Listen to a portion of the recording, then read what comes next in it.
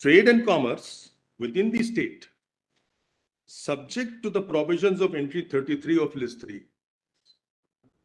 So the trade and commerce in the product of the industry is still in the state list. I'm saying for a moment, imagine that there's no IDR for entry 52. Then what is the position? The industry. Then entry 26 list 2 would be subordinate to entry 33 list 3. That's accepted. No? I would accept that. There's no doubt about it. Then 27 again, entry 27. Entry 33 is the combination of these two entries, 26 and 27.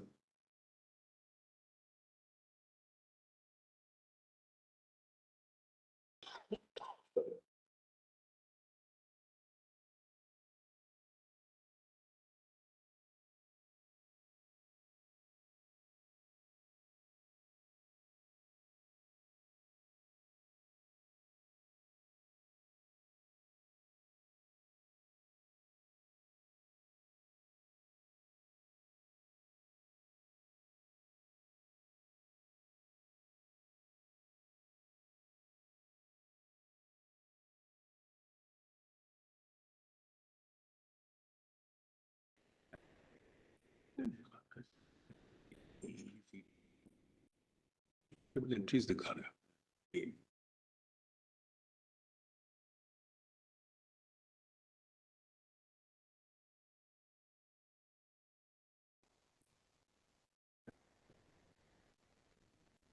The field in respect to that.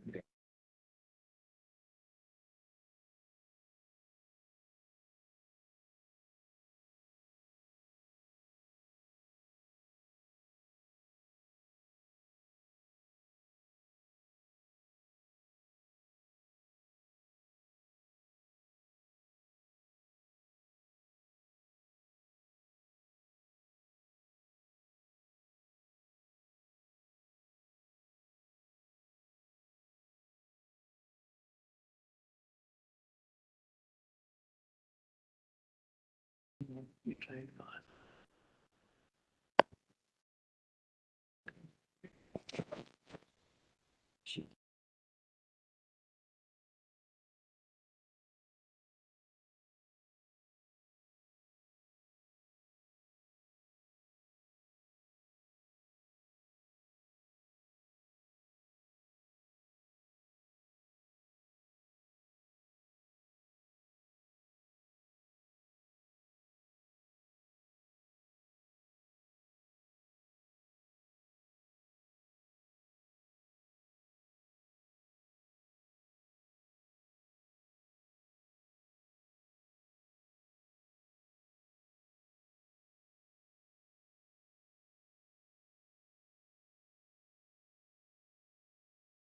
Not, let me again explain it from the ground level, which is the state list.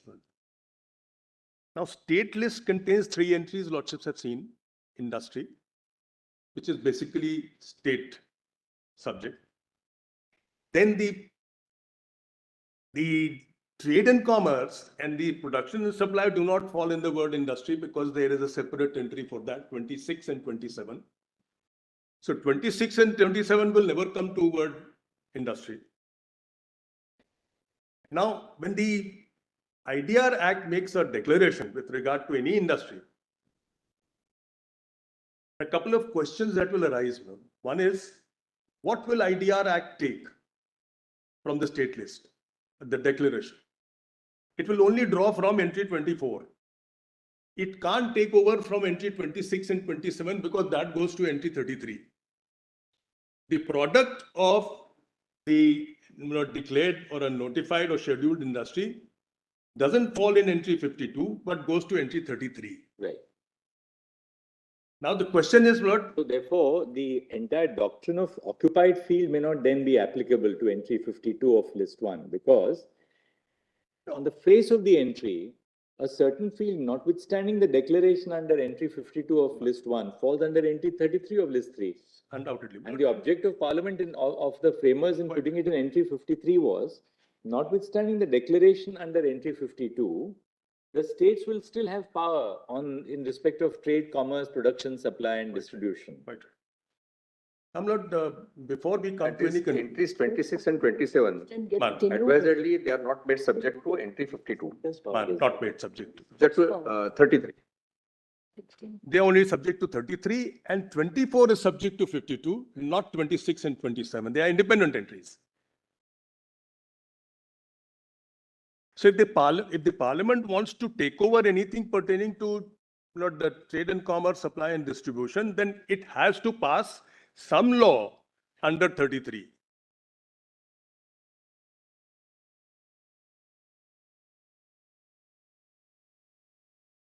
Now, the other correction which I may be permitted to make is, What is your, now we've seen the entries. no, Broadly, there are two broad arguments. No?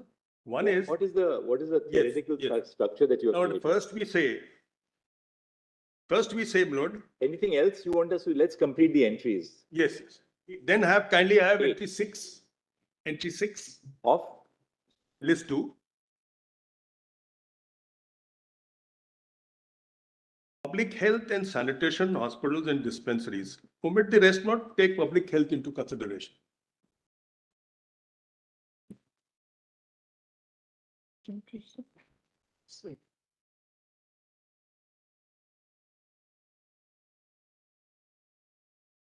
And then 8.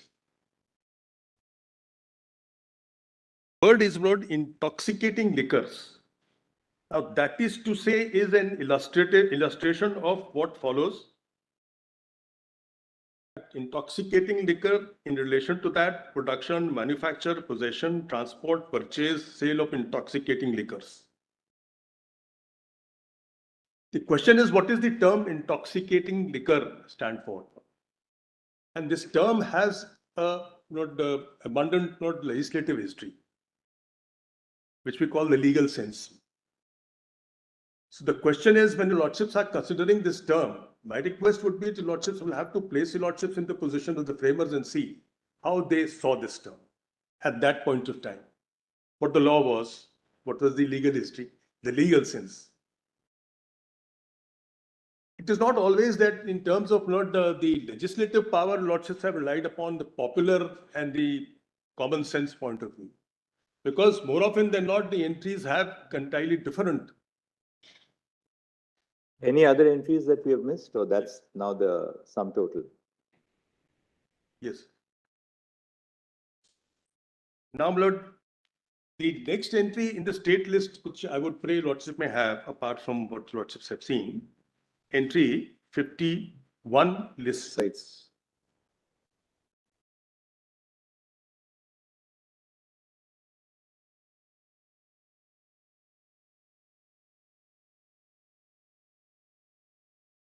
It says, what?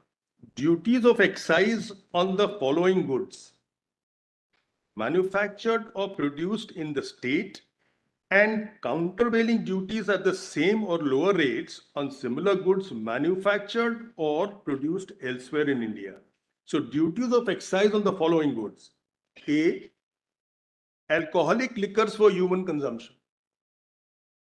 Is it same as intoxicating liquor? That's the question which lordships will have to deal with. Because why would framers use different words in two different entries? The reason my answer is the legislative history is there. That is why.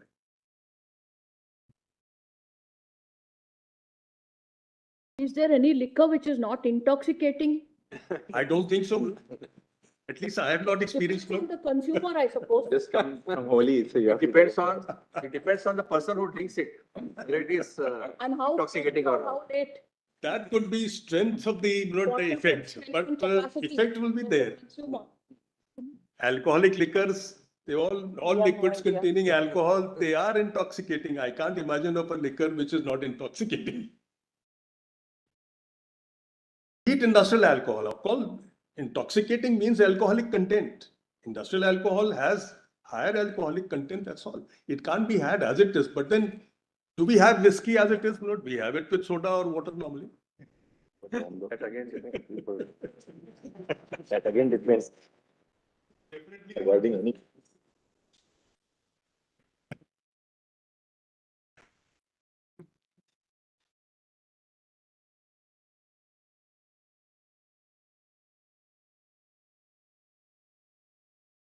days, we must say. No, for that matter, not some people do have neat liquor, but then, but the neat, that's what I'm trying to explain. No? The neat liquor is also not more often than not mixed with ice cubes.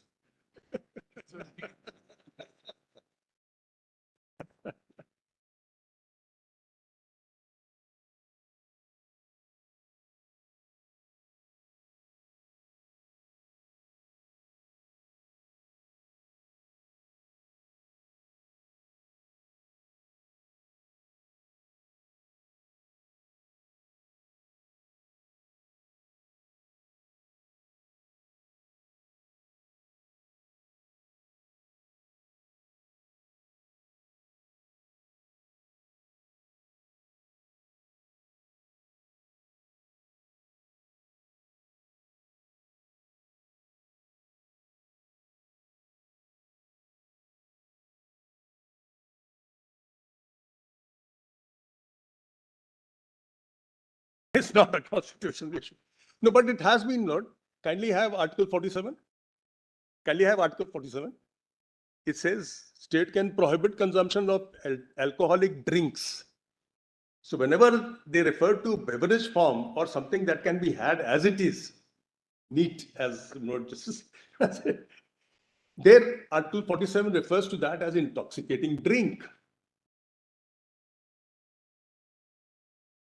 So a whole lot of different phrases have been used in different entries, Lord. There has to be some purpose behind it.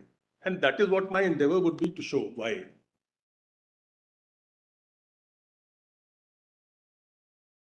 But in any case, Lord, at least one assumption I can make is, Lord, when we read entry 51 list 2, when it says alcoholic liquors for human consumption. There is that, one you know, reason possibly why they said, otherwise liquors would have been sufficient. Why do they use intoxicating liquor? I'll ask that is a question which legal history, not the legal, the state of law, which not preceded our constitution, As Mr. that indicates. Mr. Datar will tell you if you go down south, or Mr. Giri will tell you that even when somebody serves you coffee, they'll ask you, do you want to have the liquor? When you have, the coffee liquor, it's not the decoction. The decoction is very often referred to as a liquor, but it's not intoxicating liquor. Sea liquor, Yeah, absolutely. Sea liquor, coffee liquor. Each has its own risk. Is made, the coffee powder is mixed with chicken. Different proportion. It has been carried on from So it's liquor, but it's not the intoxicating liquor. Therefore, we have a history in our country of alcohol. It's not alcohol, but it's still referred to as liquor. Not when we're talking of whiskey and liquor, Lord, the coffee liquor seems to be a little. No, coffee liquor is a different. I know. Coffee liquor is very different. I know. Liqueur, That is UER. L-I-Q-U-E-R. UER. liqueur it's called sometimes. Yeah, spirits. It was spirits. My real problem in this matter is, what is the learned Attorney General going to argue when you people are done? See, because But the bigger problem would be what most of the lordships would do, Lord, without understanding what liquor is. That's true, that's true. That would be a bigger problem. the attorney's whole argument is going to be purely theoretical. Or if, Now you can argue the coffee part of it. Attorney, you have an uphill task. no, let him have liquor, Lord, he'll conquer the hill. The lighter side again. Actually, I was appearing. Look at other way Chief around. Justice Datu. some of the us would Kerala like, High Court. can do it more impartially. We know nothing about liquor. On can a be more sales impartial. tax on hatcheries. So then question was about 301, 304, etc. Chief Justice Datu asked me, Mr. Venkataraman, how much should you know about chickens? So I said, I don't know about the internal motion, but I know about the motions from state to state. So that was talking about coffee, the Kumbakonam degree coffee, which is the highest Yes. coffee. Yes. There's a very important question. Liquor other than intoxication and intoxicating liquor. That's it. Therefore, that's the secret of INT 8. Will address your lords on that. Attorney doesn't sound very convincing with regard to coffee liquor, Lord. He must graduate on to the liquor part. Yes, Mr. Bedi. Now coming back note to the, kindly have note, the Lordship has seen, it's a taxing entry, entry 51 list 2, and duties of excise, which means tax on production and manufacture. Now the parallel entry is there in the union list, entry 84.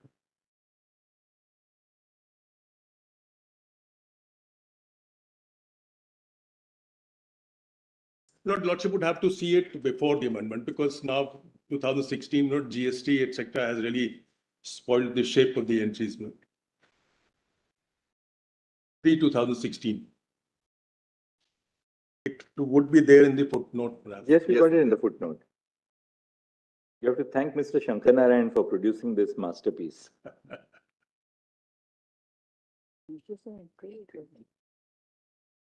No, at page 471. Yes.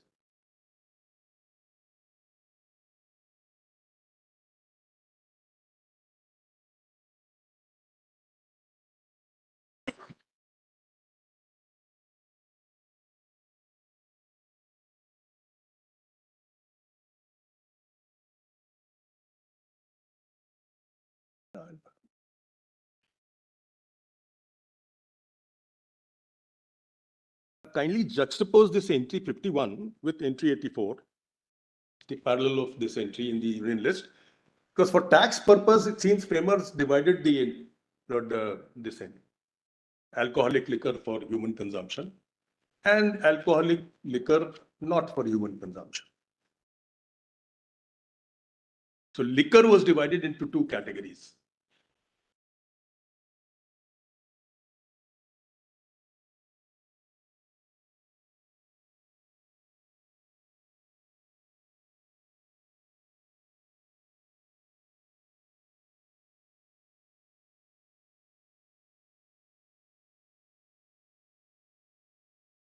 Coming back to entry 51 again, Lord, with due respect, Lord, I'm sorry, there was something which I should have pointed out earlier.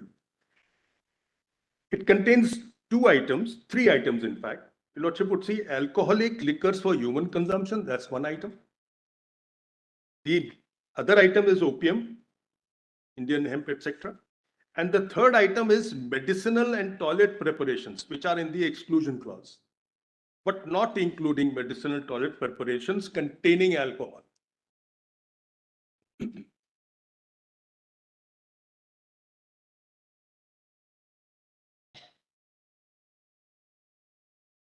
All these cough syrups which have alcohol will go to the center. For tax. For tax. For tax. But the interesting part which I wanted to really emphasize here is, Lord, there is no regulatory entry in any of the lists, either specifying the word industrial alcohol or stating alcoholic liquors not for human consumption. There's no legislative entry in any of the lists, list 1 or 3. So does it mean that industrial alcohol is not meant for human consumption? Obviously, it can't be had because the Nature of strength of the liquor is not 95%, 97%, not 90 to 95%. Yes. So which is dangerous for health, perhaps. Mr. Dwivedi, you just said no regulatory entry in any list using the phrase industrial alcohol or I missed actually. Or alcoholic liquor not for human consumption. I can understand, but if the idea was to regulate these two, tax these two, then there should be some regulatory provision somewhere. Intoxicating liquor is one such entry, Lordship may keep it in mind. But apart from that, there is no entry to regulate industrial alcohol or alcoholic liquors not for human consumption. And more importantly, Lord, if Lordship will see medicinal and toilet preparations containing alcohol, there is no legislative entry in any of the lists.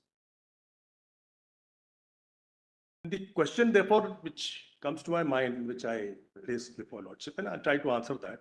Why?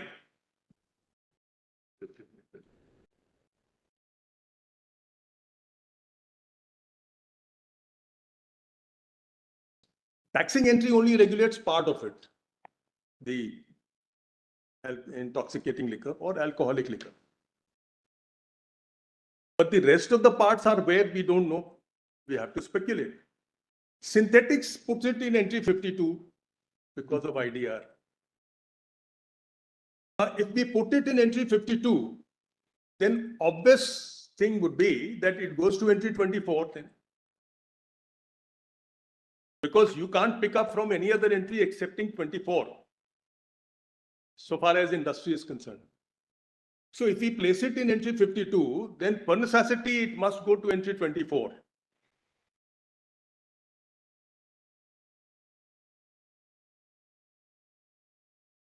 But medicinal preparations containing alcohol will go to list 1, No, but which entry? entry 97. No, I'll answer that. No, that's not. If entry 97 has been determined to be so huge, then what was the point in having these entries? They could have just said list 2 and 3, entry 97. But It would have included everything. But a medicinal preparation containing alcohol, Man. then the duty of power to levy duty of excise, where will that go according to you?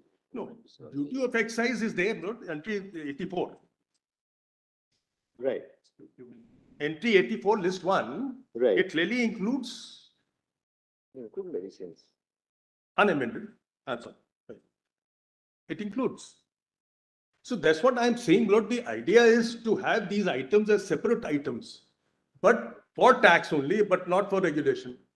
So entry 84 will cover medicinal preparations which have alcohol. For taxation. Act, of course, yes.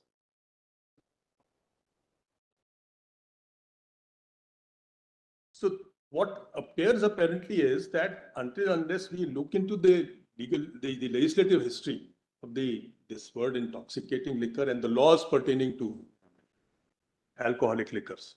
Now we have seen the entire gamut of entries, right? Man. Now why don't you formulate what your points are? Yes. So then once we do that, we'll go to synthetics and see. It's not a very long matter. No, it will. We'll have to trace the legislative. Obviously, but why don't you formulate it? I would not be able to make it. No. Obviously, we'll look at the legislative history of intoxicating liquors. But now you can just formulate what your submissions are. Yes. The first question again is, as I pointed out, We've made a note at page 29, page 29, 30, yes. PDF page 30. But now why don't you formulate what your points are? not the first question which I'm going to canvass for Lordship is that entry 8 list 2, which confers exclusive jurisdiction on the states to regulate industrial alcohol, Which confers exclusive. jurisdiction on the states to regulate industrial alcohol,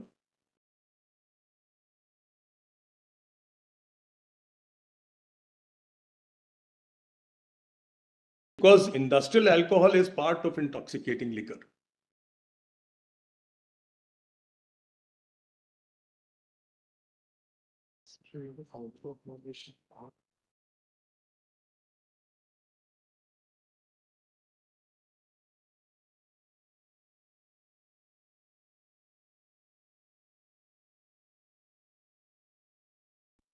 So the scope of entry 8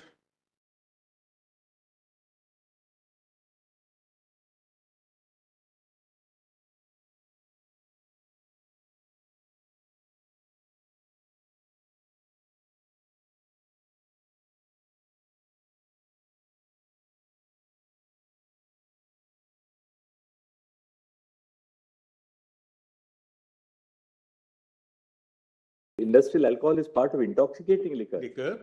and therefore states have exclusive jurisdiction. So your first submission is entry 8 of list 2 confers exclusive jurisdiction on states to regulate industrial alcohol because industrial alcohol is part of intoxicating liquor. All right, Intoxicating liquor, Lordship, wrote it down. The intoxicating liquor is a general term, Yes. unlimited. It has not been restricted by any phrases before or after, Is a general term. unrestricted by any other entry, unlike 24.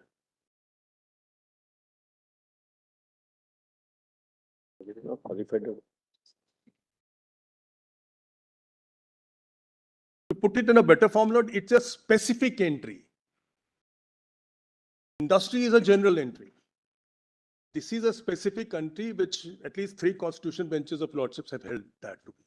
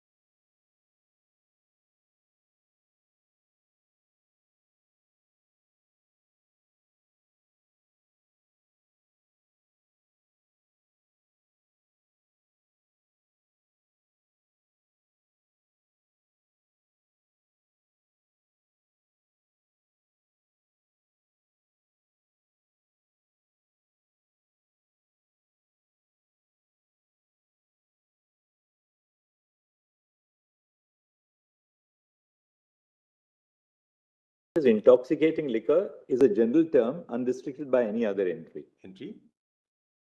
And perhaps not, it's a special entry in state list as compared to entry 24, which is a general entry. Industry can include any industry. But if Lordship would see entry 8, it says production, manufacture, sale, purchase, everything is there. It includes virtually every activity relating to intoxicating.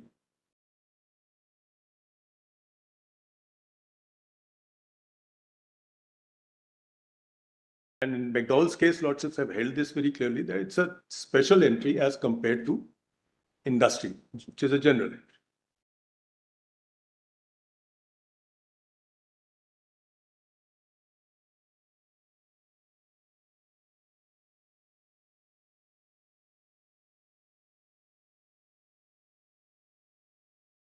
For instance, Lordship may have a look at, I'm sorry if Lordships are right, entry 25, list 2.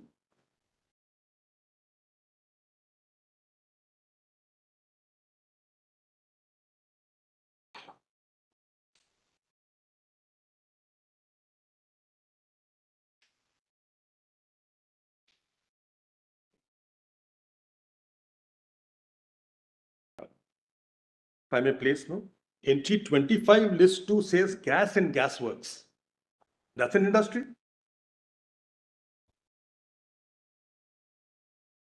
But the question which I'm posing is, does it fall under word industry then?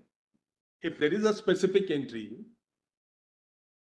which has been carved out of the word industry, entry 24 cannot be deemed to include gas and gas works. So in that sense, even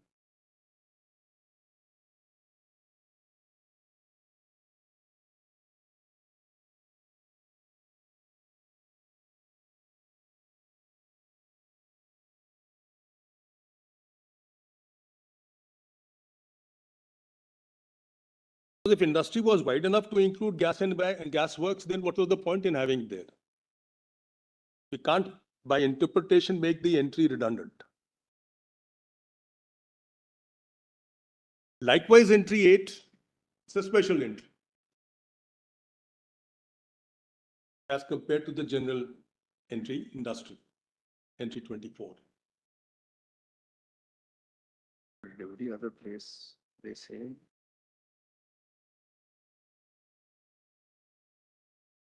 The power to legislate on Industrial on industrial alcohol. Because that is to say, kindly have not the elaborateness of the illustrative part. That is to say is an illustrative word, but look at the elaborateness of the illustrative part. It says, Industrial alcohol. production, manufacture, possession, transport, purchase, and sale of intoxicating liquor. What else is left then? Apart from this, I ask myself. It's a complete entry. which includes every aspect of industry, intoxicating liquor. So I have to answer that question whether intoxicating liquor is white or not.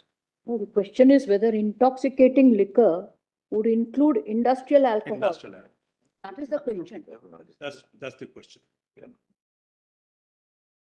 And for that, one of the aspects which I had indicated and emphasized.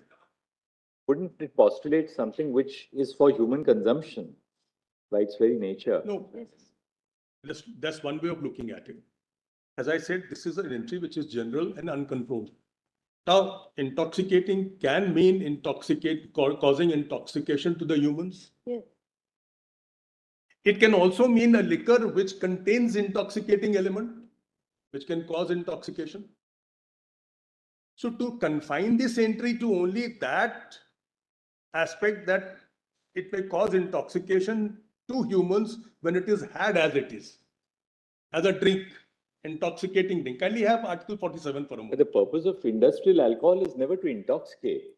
Industrial alcohol is a completely different. I'll answer that question. It is. The ordinary use of the article must be seen. Not the term industrial alcohol. It's also evident from entry 84.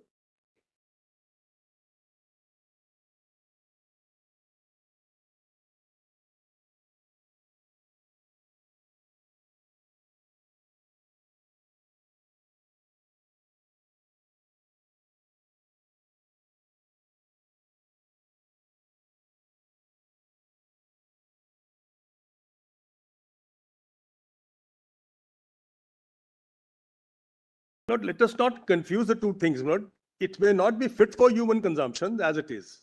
This not is difficulty. But to say that it is not intoxicating, that is not correct. Because it has alcohol, it has high quantity of alcohol, therefore it is intoxicating.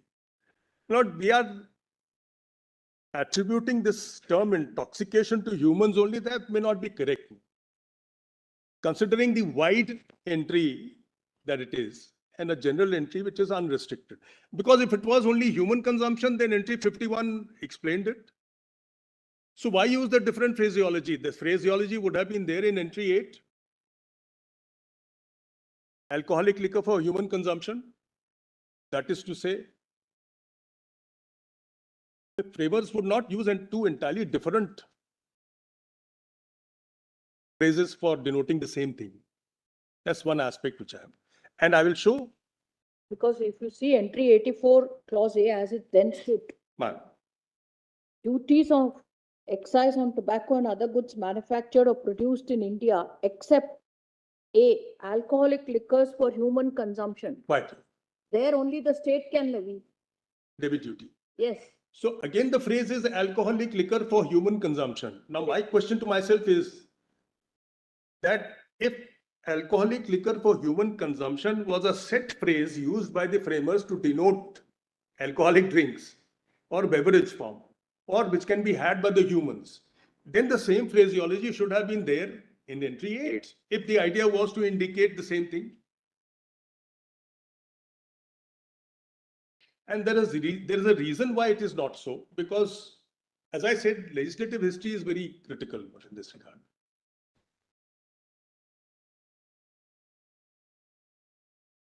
Because one way of looking at it is, if it is a declared industry, then obviously the state will not have any jurisdiction with regard to it. Then only the center can have the jurisdiction over that entity. There's no difficulty. But the question which I had posed before Your Lordship was, if intoxicating liquor falls under entry 8, then it is not an industry under entry 24. And if it is not an industry under 24, then it cannot be taken over under IDR. Because then the parliament would be determining the scope of the legislative entry. We have entry 24, which says in list 2, industry subject to the provisions of entry 7 and 52 of list 1. So therefore, word industry cannot include word intoxicating liquor, manufacture of intoxicating liquor, because both are separate entries specified in the state list only. One is special, the other is general. The special has been carved out. For instance, as I cited the example of gas and gas works. The Lordships would recall Calcutta gas case, no? But the Lordship specifically said, it's a special entry gas and gas works.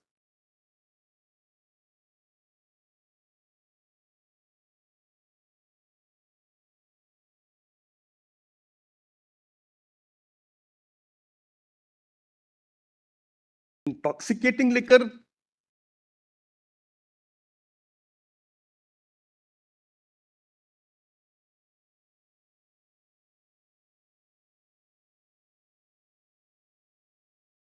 Vedi, I've formulated your third point like this.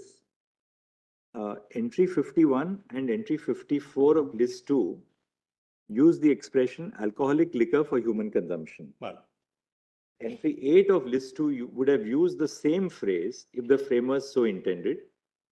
But entry 8 list 2 uses a wider phrase, namely intoxicating liquors. right. If intoxicating liquor falls under entry 8 of list 2, it does not fall under entry 24 of list 2 and is therefore not subject to entry 52 of list 2. Union cannot drag it to list 1. That's your... Yes. So really speaking, I think what we now have to focus on is, what does the Constitution mean when they use the expression intoxicating liquors? And let's look at the legislative background of the use of the expression.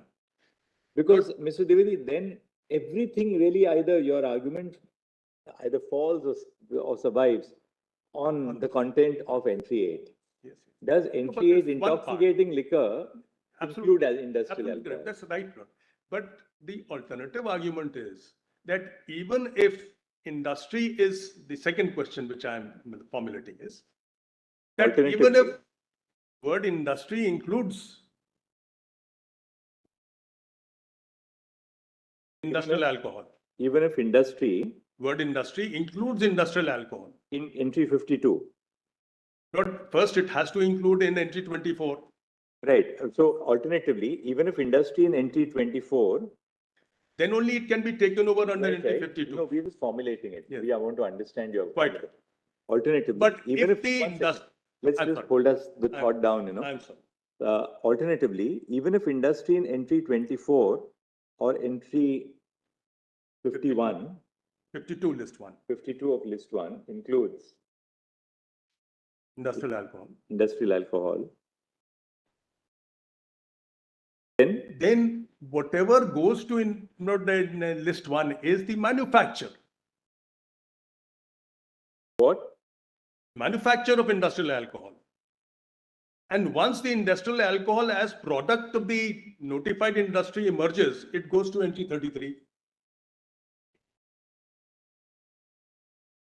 The product is not included in entry 24 or 52.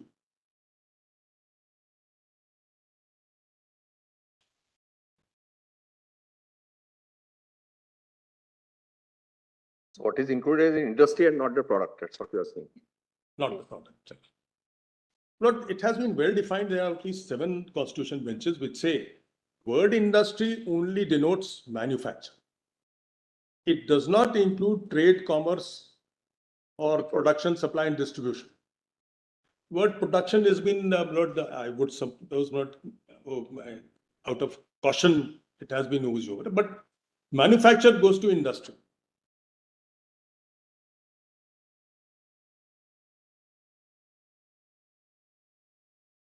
Actually, so even if we reject your point on intoxicating liquor covering industrial alcohol, the second the alternative limb, which frankly appears to be more acceptable, the alternative limb, of course, but you may be right because we have not looked still at the legislative history. So we'll do it. Lordship would look at it in the sense of a timeline, Lord. Perhaps not the alternative may appear to be the easier one to go to and decide. Something which is pending for 14 years, there's no timeline. We have to look at both aspects.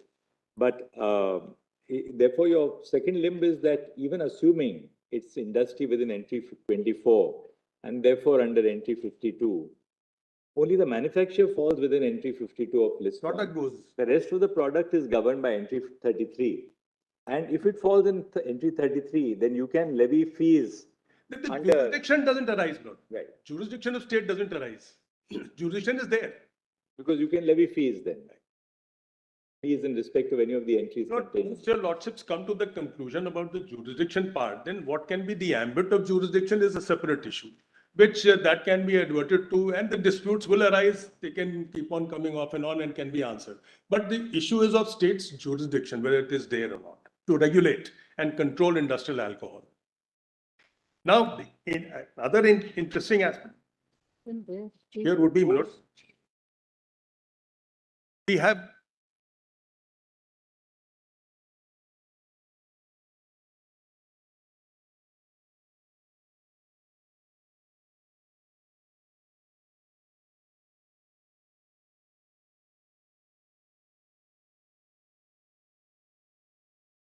if I may answer here, I could overhear.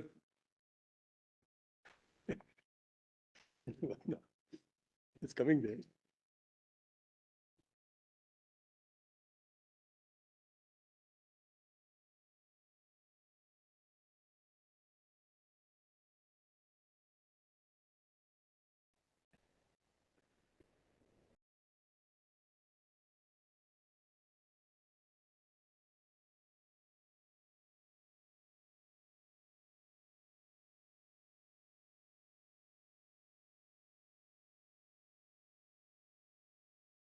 Now,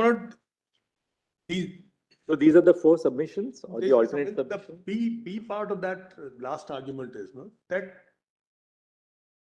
state will only have jurisdiction if the field is unoccupied. Under NT 33. And under NT 33. So the Article 254 comes in. And we have expressly stated that till date there is no legislation by the union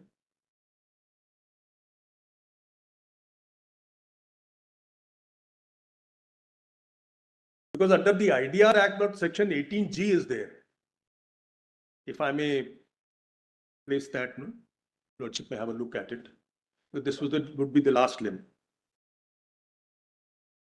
Section 18G of the IDR Act.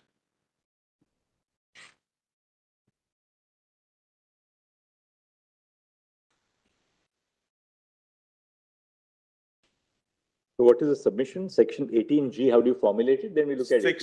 Section 18G confers an enabling power on the union to regulate the products of the notified industries.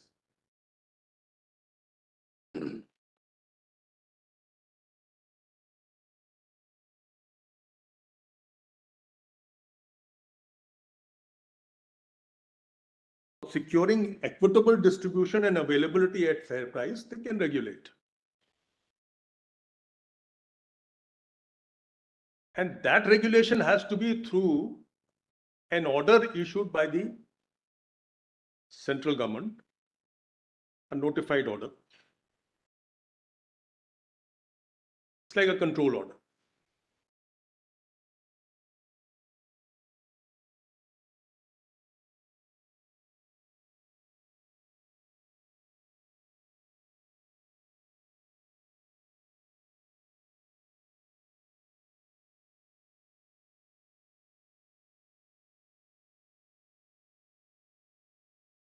Union has to regulate by a notified order providing for regulation. Section 18G, we've got it on the screen here. It will be on the screen here. Yes. Section 18G is in volume 4. Page is yours, a PDF page. 577.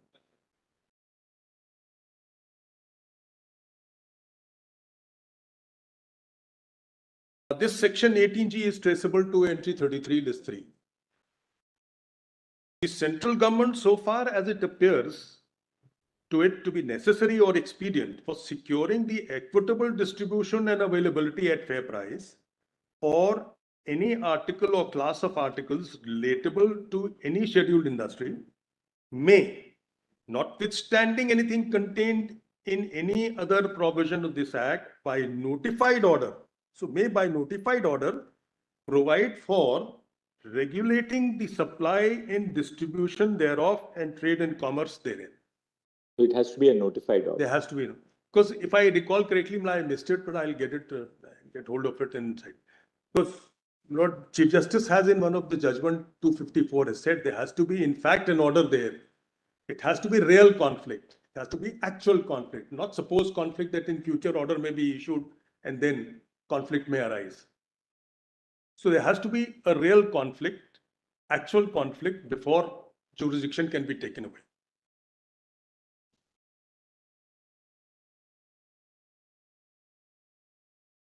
As in the case of context of occupied field, the field is occupied only when there is an order under 18G.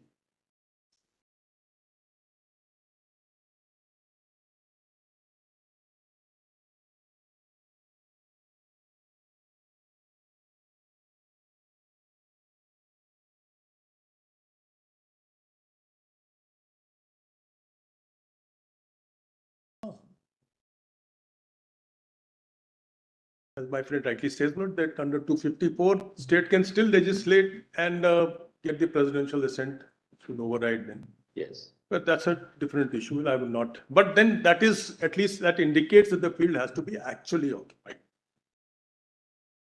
And there is no notified order by the... There is, at least I could not discover any notified Right. order.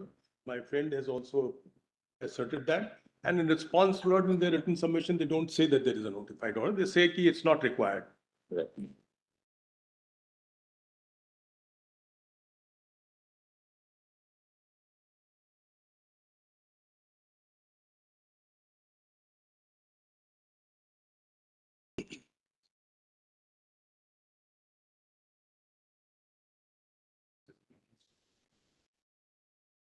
If Lordship would come to my written submission.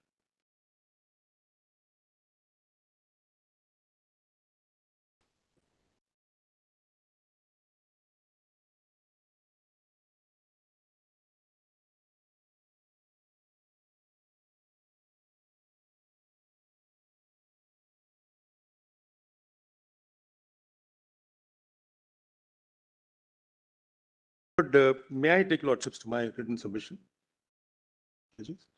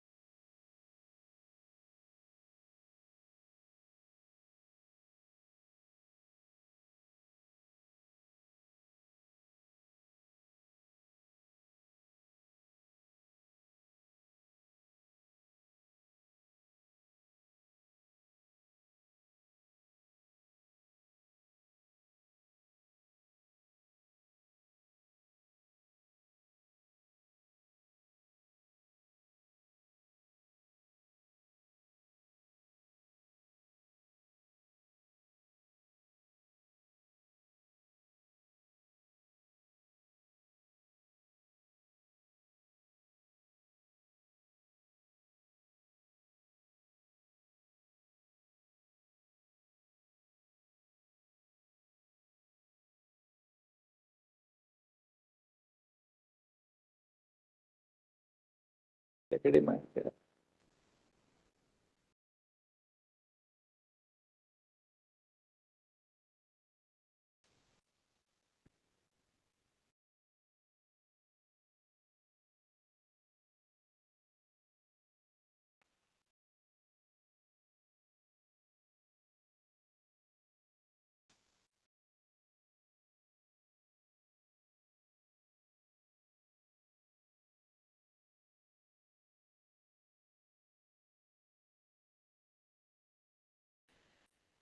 Now, there's one provision which I perhaps should have also cited. I forgot to do that one. Lordship, I have Article 47, which also has some bearing on our question.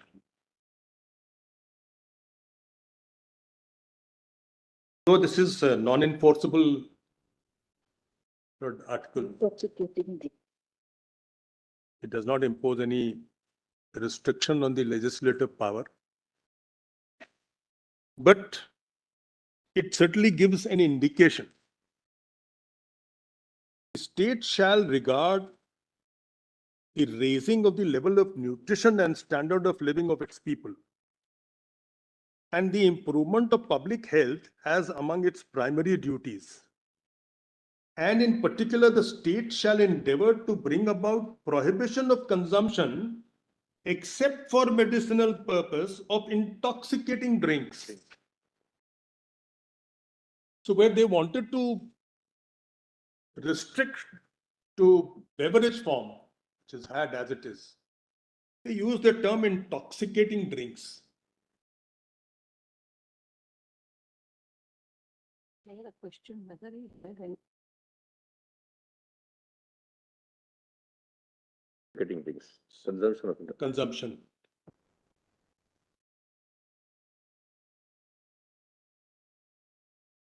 This shows in the beverage form it is there as intoxicating drink in the Constitution. The framers recognized it as such. But then equate it with intoxicating liquor, again becomes a little difficult.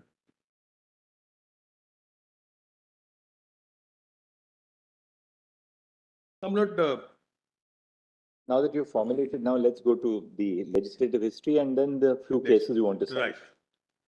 I think Can by we come lunch, to maybe by lunch we should be done with your submission. I think we'll give you still about 1 hour and 7 minutes. I don't think not. It has taken nearly an hour and a half now to elaborate on the entries. But we've now got the gist of the point. Now we The just go judgments are vague. rapid fire with your with supporting your submissions.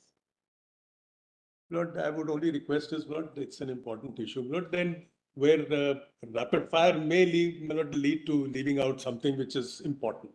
And that is what happened. The rapid fire happened in synthetics too. As a consequence of which lots of things didn't come there. Mr. Dwivedi, the Chief Justice has to always say that, not because it's going to be enforced, but because the clock on the other side constantly stares at us on the face. At the very initial, stage, I had said, Lord, if Lordship are going to determine the scope of the argument in terms of timeline, Lord, then perhaps I'll have lots of difficulty. Timelines now, because there's so much of work and not for such an issue which is there, not rankling since 1951. This is an issue decided for the first time in 51, and since then it continued for 38. The reason for the reference and everything is not because it was so complex or something, but because perceptions change. Our perception of what India is today is very different from the perception which judges had in 1950 or 1960. There's a new dimension to states' rights as federalism has progressed. Yes. There are a lot of reasons why we continually relook at our judgment. There are two answers to it. There are two answers. Go to your written submissions now directly. Yes, but before that, there are two answers to it. But federalism concept is to my aid. The other thing is, Lord, the evolution takes place, new things are discovered, new things happen. But then what Lordships have said, that the legislative entries must be interpreted in an expansive manner to include the new things and new situations. But that doesn't mean that the old gets lost. The old will be there. Plus, additionally, this will come. Submissions. Yes. And see how you are first and foremost saying that entry 8 covers intoxicating liquor. That's the first major submission which you have. And the second is in the alternative. Now, kindly come to my written submissions, page 2, volume 1A, page 2. Page 2. At the bottom, Lordship would notice, there is a word intoxicating liquor under entry 8 list 2. Have Lordship got? It is important to note that the word industrial alcohol, IA for short, is nowhere used in any of the lists. Entry 8 list 2 only uses the phrase intoxicating liquor, which has a rich and deep history, and the legislative practice accompanying it. It is therefore relevant to notice the history behind this phrase. It has been repeatedly held that the legislative entries are fields of legislation, and therefore, Your Lordship, this principle is well known, not the first principle is well known, so I need not take Your Lordship's time. Then the second aspect is also well known. Then the third aspect, the important part in this is that there is a necessity, starts with the context. Contextual interpretation out of necessity starts with historical perspective, particularly the legislative practice. That is what we broadly call legal sense. Now, there is one decision which I really wanted to place before Your Lordships, if Your Lordship would permit. 1959, 1 SCR 379. And the relevant pages are 1959. 59, volume 1 SCR 379. Page 390 to 391, then 397 to 413.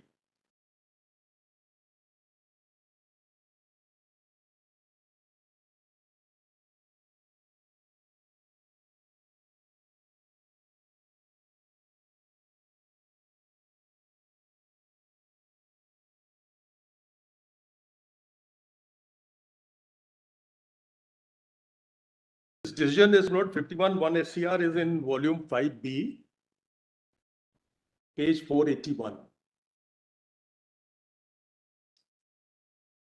481. PDF page 486, Andrew. Volume 5D. 5. Now, the reason why I want to cite this judgment is this is not the 5B.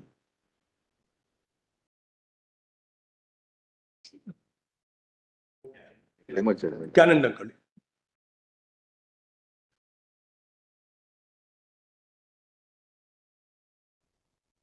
On what proposition do you cite it? Yes. In this case, the real dispute was with regard to tax on sale of goods. So the question arose, what is the meaning of the term sale of goods as understood by the framers or the lawmakers? This was the case under 1935 Act. Therefore, the entry was the same. They said, what is So the what meaning does it hold?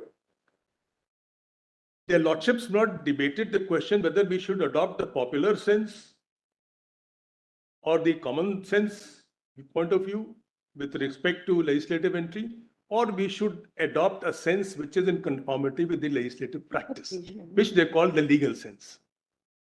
And eventually, after considering everything and lots of judgments, both the US Supreme Court in British matters, Privy Council and all, they came to the conclusion that the real meaning can be derived after looking into the legal history. That is the legal sense, not the popular sense. That's not always correct.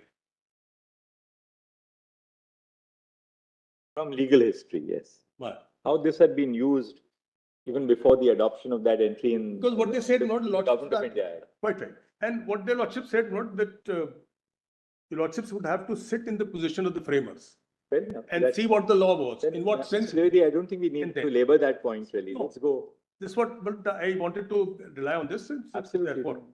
Perfect. And 51, therefore, Supreme Court SCR, the one above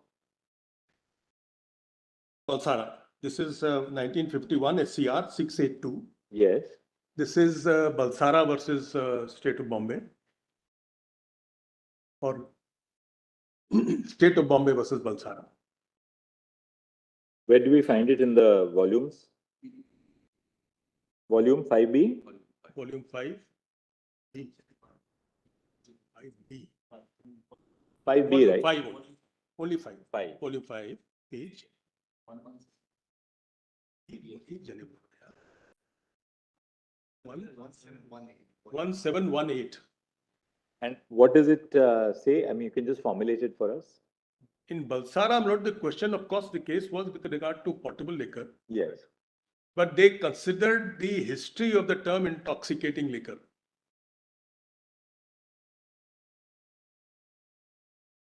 think Balsara we maybe have to look at. Yes. They considered the entire history of intoxicating liquor from the British position to Government of India, because Government of India is Let's an go act to of that. British Let's go to Parliament. Balsara. Yes. I think Balsara we may see, you know. Regarding portable liquor. Yeah. And then they said intoxicating liquor would include all kinds of liquor, including industrial alcohol.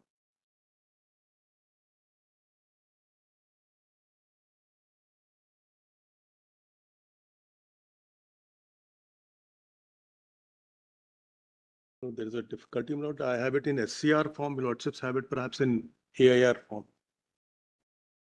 Now everybody should cite SCR because we have a Digi SCR in place now. Right, right. So I have it in SCR form. Lordships have it. Huh.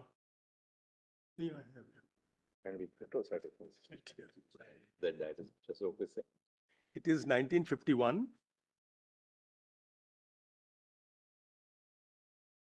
82. SCR.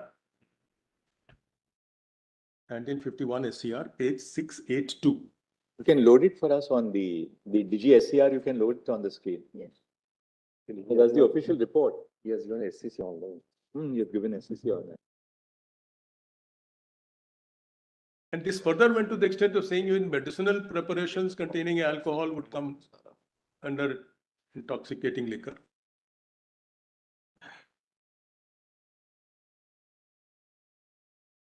Which are the relevant paragraphs? Yes. But actually, I am from SCR blood. I can give you Lordships relevant pages, but I can't give the All relevant. right, he just loaded for us on our screen so that we can both follow both the. Wo kar lo, DG SCR kar lo. Also, we don't have volume. It has come.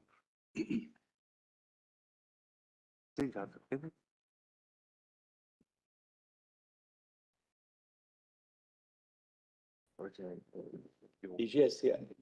ESCR दीजिए आपने.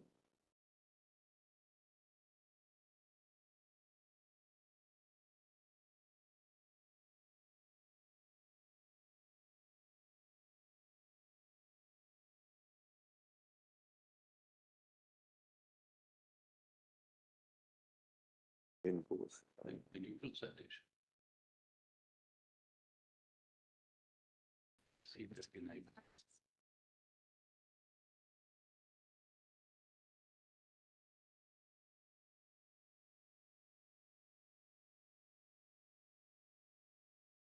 Want us to go to? Yes, but kindly notice the question here which arose, no? Page 685 and 686.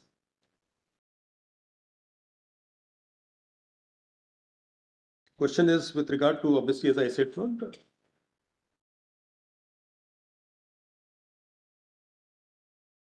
against the direction of the Prohibition Commissioner of Bombay, no? Prohibiting. So where do you want us to go to now? Kindly have the next page, 686.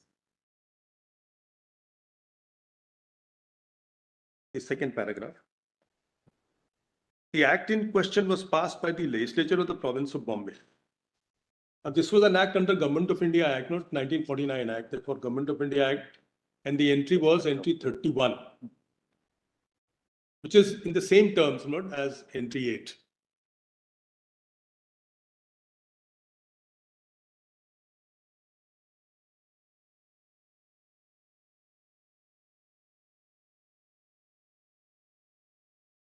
Intoxicating.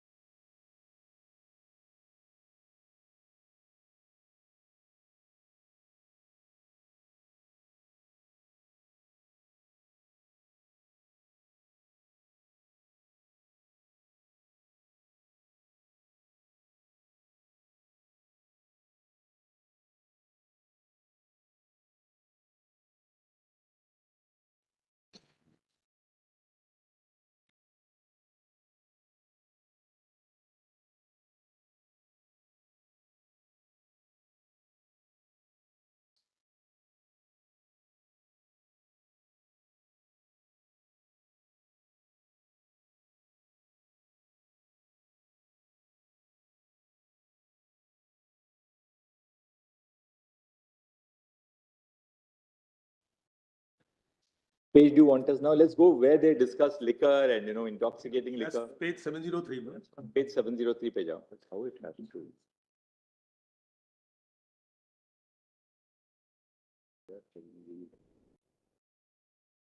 The High Court has held that the word liquor starts like that. no? Acha. That's 39 in The our. High Court, before that, Lordship, may have a look at the entry. Entry 31 is at page 690.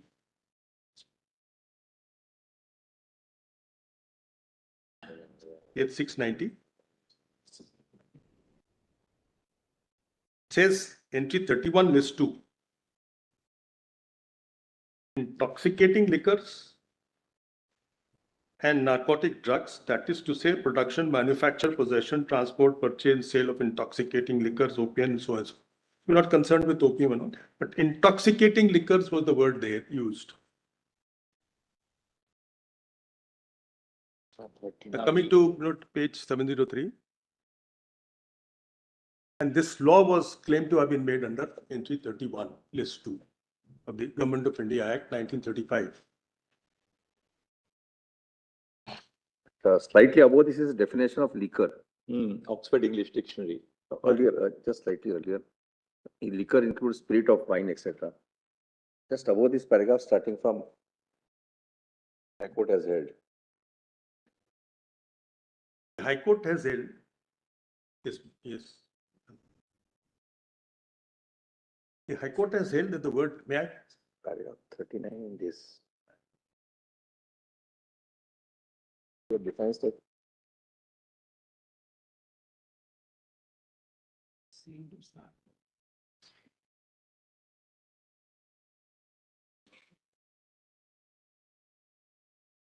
May I place it?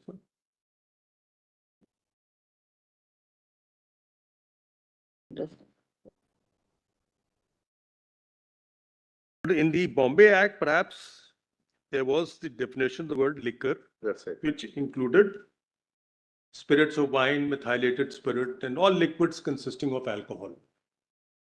Then the answer is given by the High Court, which is page 703. Blood. The High Court has held that the word liquor ordinarily means a strong drink as opposed to soft drink, but it must in any event be a beverage which is ordinarily drunk. Proceeding upon this view, the High Court has held that although the legislature may, while legislating under entry 31, prevent the consumption of non-intoxicating beverages and also prevent the use as drinks of alcoholic liquids, which are not normally consumed as drinks, it cannot prevent the legislature the legitimate use of alcoholic preparations, which are not beverages, nor the use of medicinal toilet preparations containing alcohol. This view of the High Court was very strongly supported on the one hand and equally strongly challenged on the other before us, and I therefore proceed to deal with. Now then the Lordships go to the dictionary meaning. In the Oxford English Dictionary, edited by James Murray, several meanings are given to the word liquor, of which the following may be quoted. Liquor, a liquid matter in a liquid state, in wider sense, a fluid. A liquid or a prepared solution used as a wash or bath and in many processes in the industrial arts. Liquid for drinking, beverage drink, now almost exclusively a drink produced by fermentation or distillation, malt, liquor, liquor brewed from malt, ale, beer, porter, etc. The water in which meat has been boiled, both sauce, the fat in which bacon, fish, or the like has been fried, the liquid produced by infusion. Lordship may omit the rest and come to the next page. Thus, according to the dictionary, the word liquor may have a general meaning in the sense of a liquid, or it may have a special meaning, which is the third meaning assigned to it in the extract quoted above. Vis-a-vis a drink or beverage produced by fermentation or distillation. The latter is undoubtedly the popular and the most widely accepted meaning of and the basic idea of beverage seems rather prominently to run through the main provisions of the various acts of this country, as well as America and England relating to intoxicating liquor, to which our attention was drawn. But at the same time, on the reference to these very acts, it is difficult to hold that they deal exclusively with beverages and are not applicable to certain articles which are strictly speaking not beverages. A few instances, a few instances will make the point clear.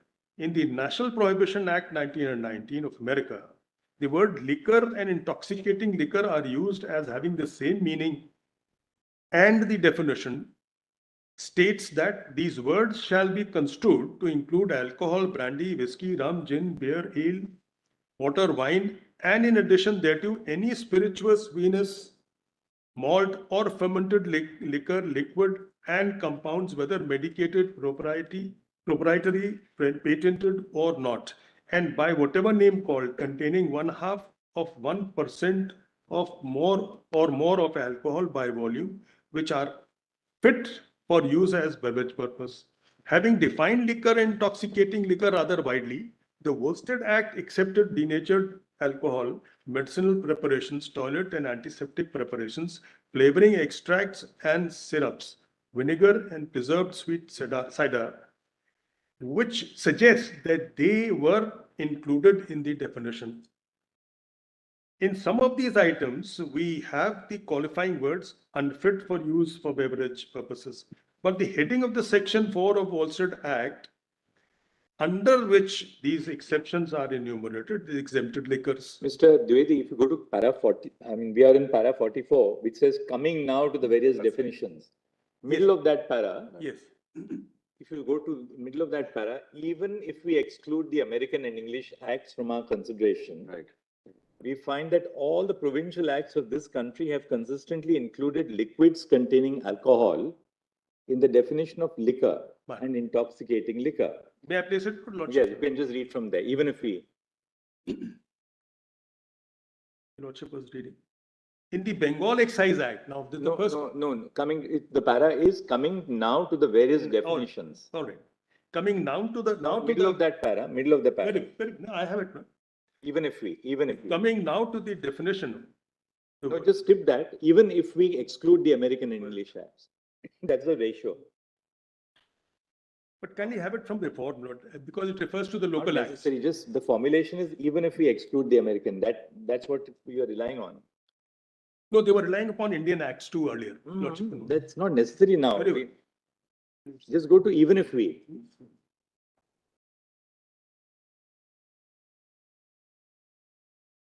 Even if we exclude the American and English acts from our consideration, we find that all the provincial acts of this country have consistently included liquids containing alcohol in the definition of liquor and intoxicating liquor. The framers of the Government of India Act 1935 could not have been entirely ignorant of the accepted sense in which the word liquor has been used in the various excise acts of this country. And accordingly, I consider the appropriate conclusion to be that the word liquor covers not only those alcoholic liquids which are generally used for beverage purposes and produce intoxication, but also all liquids containing alcohol. It may be that the latter meaning is not the meaning which is attributed to the word liquor in common parlance, especially when that word is prefixed by the qualifying word intoxicating. But in my opinion, having regard to the numerous statutory definitions of the word, such a meaning could not have been intended to be excluded from the scope of the term intoxicating liquor used in entry 31 of list 2. Man.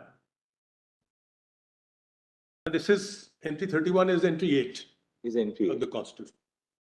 Now, Lord, to kind of corroborate this reasoning, if Lordship would come to my written submissions, Lord, I have extracted all the definitions of liquor in the local acts, and these are all of I think 1950. Anything more in this judgment that you want to? This is the point you want. No, that's the point which I want. All right, then we'll close this judgment now. What is the next point? No, kindly come to the Lord, page 8 of my written submissions. All right, we'll go to where I have extracted the definitions of liquor, intoxicating liquor, alcoholic liquor, and so on and so forth. Right? But a lot flows from that. Page 8 of my written submissions. Page 8.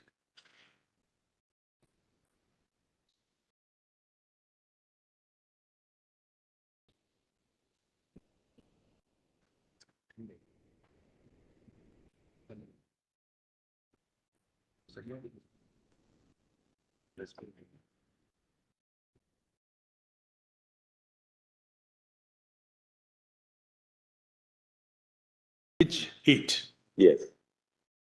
So these are the backdrops on the basis of which entry 31 of Government of India Act was enacted, and that was borrowed by the Constitution.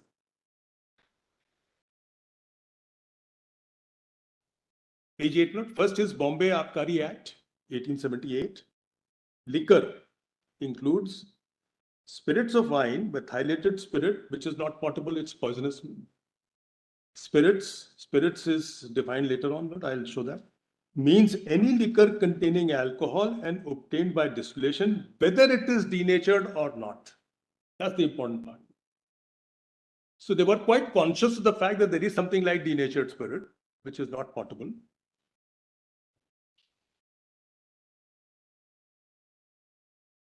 And then section 315, which may have little below that, excisable article, uses the phrase, because excisable article means and includes any liquor or intoxicating drink, as hereinbefore defined. And not Madras Abkari Act, again, not. Spirit means any liquor containing alcohol and obtained by distillation, whether it is denatured or not. Then, can you turn over to the next page, 39, definition of word liquor. Liquor includes spirits of wine, methylated spirits, wine, toddy, beer, and all liquids consisting of or containing alcohol. Then excisable article. Any alcoholic liquor for human consumption. Now, the distinction is made here from liquor and alcoholic liquor for human consumption for tax purpose.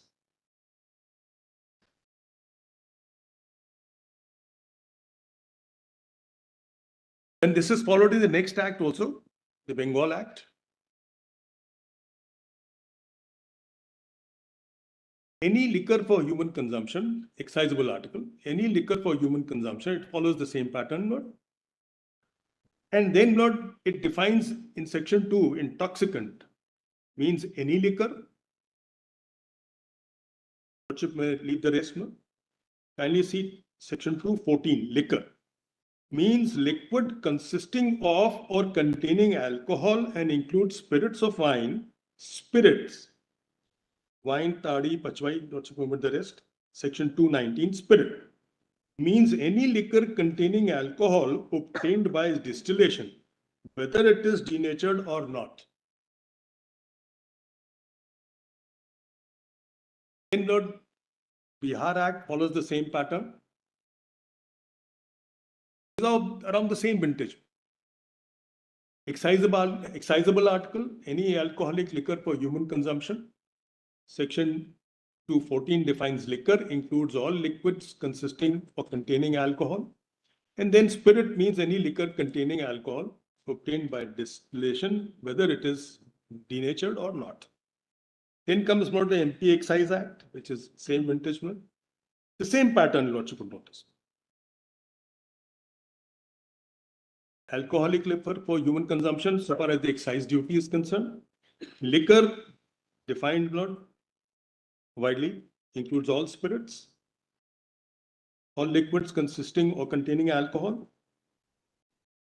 And then spirit is defined as widely, including denatured spirit also.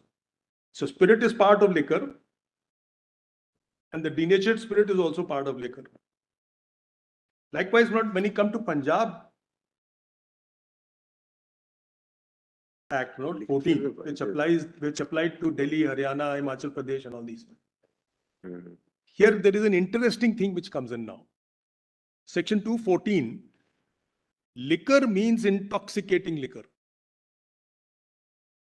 and includes all liquids consisting of or containing alcohol.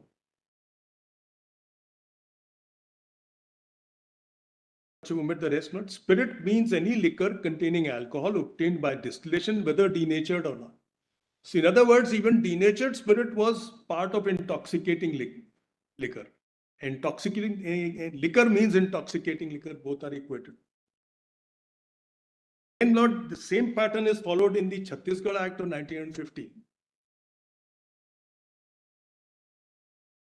For tax purpose, alcoholic liquor for human consumption is used. Section 213 defines liquor.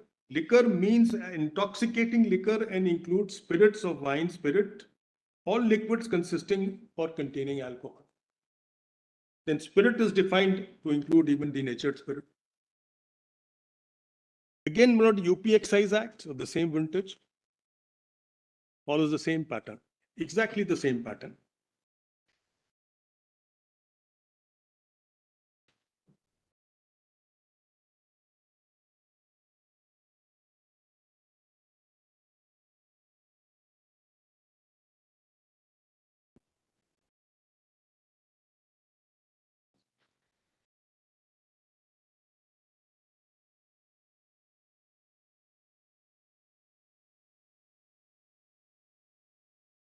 Your contention is that all liquid containing alcohol Was part of intoxicating liquor. is part of intoxicating liquor. And not only that, Lord, with due respect, Lord, Lordship may see the page 7 of my written submissions. PDF page 8. There is something more to be said.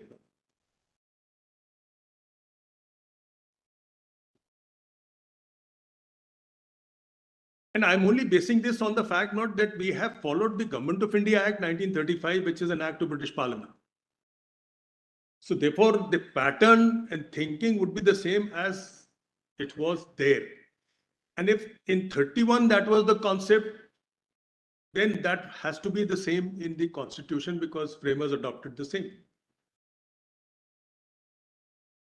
Now, the legislative practice, may I place it? The legislative, page 7, parent submissions. The legislative practice leads us to British position and therefore to laws prevailing therein.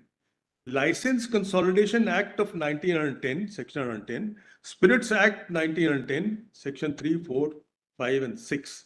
Now, the License Consolidation Act not uses the term spirit as well as intoxicating liquor for licensing. Then these excise acts have come. Mr. Dwivedi, liquor will include all liquid containing alcohol. No doubt about it. Because when the legislature or the constitution uses the expression liquor, it means all liquid containing alcohol. But when the word liquor is qualified by the word intoxicating, does that make any difference to that? Exactly. No, this is what I've Would tried. intoxicating liquor also mean all liquor containing alcohol, which would include all liquids containing denatured spirit also? That's your contention. That's because not every liquid containing alcohol is included as intoxicating liquor. Intoxicating liquor means liquor. Liquor means intoxicating liquor. That is evident from the pattern of these acts. No, but you know, liquor by itself would mean any liquid containing alcohol. That's true. All right, that from what sorry? Any intoxicant. But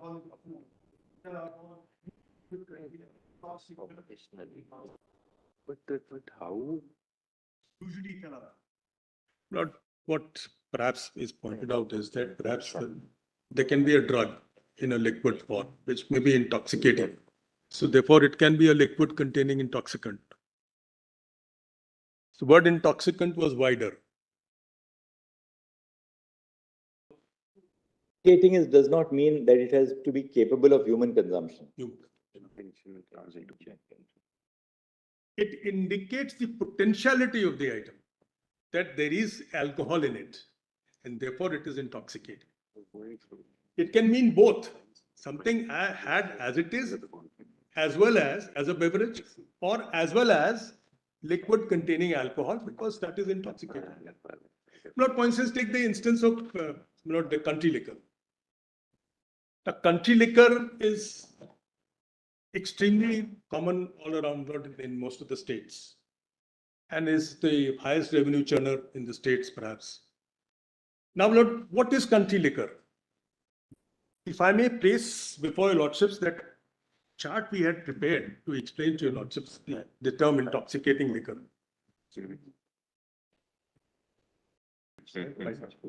बता दीजिए.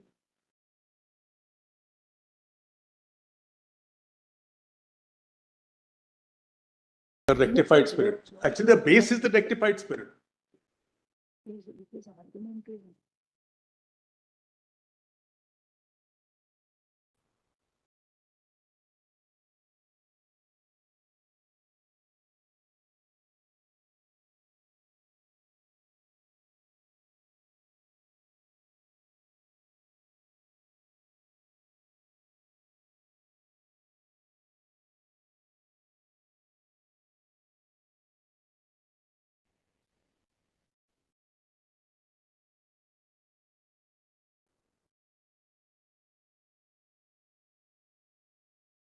But he's in the most convenient form. We've tried to explain the process that will help in understanding of the commodity with which we are dealing.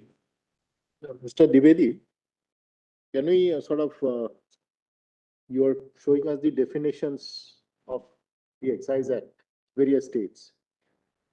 So, as the Chief Justice said, all liquid containing alcohol Right. will come within that state. Now, whether it brings joy to the human, it must bring joy to the revenue. Is that what you are trying to say? Quite right. It does bring quite a joy to the revenue, because most of the states which tried to apply prohibition failed and had to reverse their policies. So it is really joyous for the state to have. I mean, and liquor is really flogged as the most revenue generating device. There's no doubt about it in our country.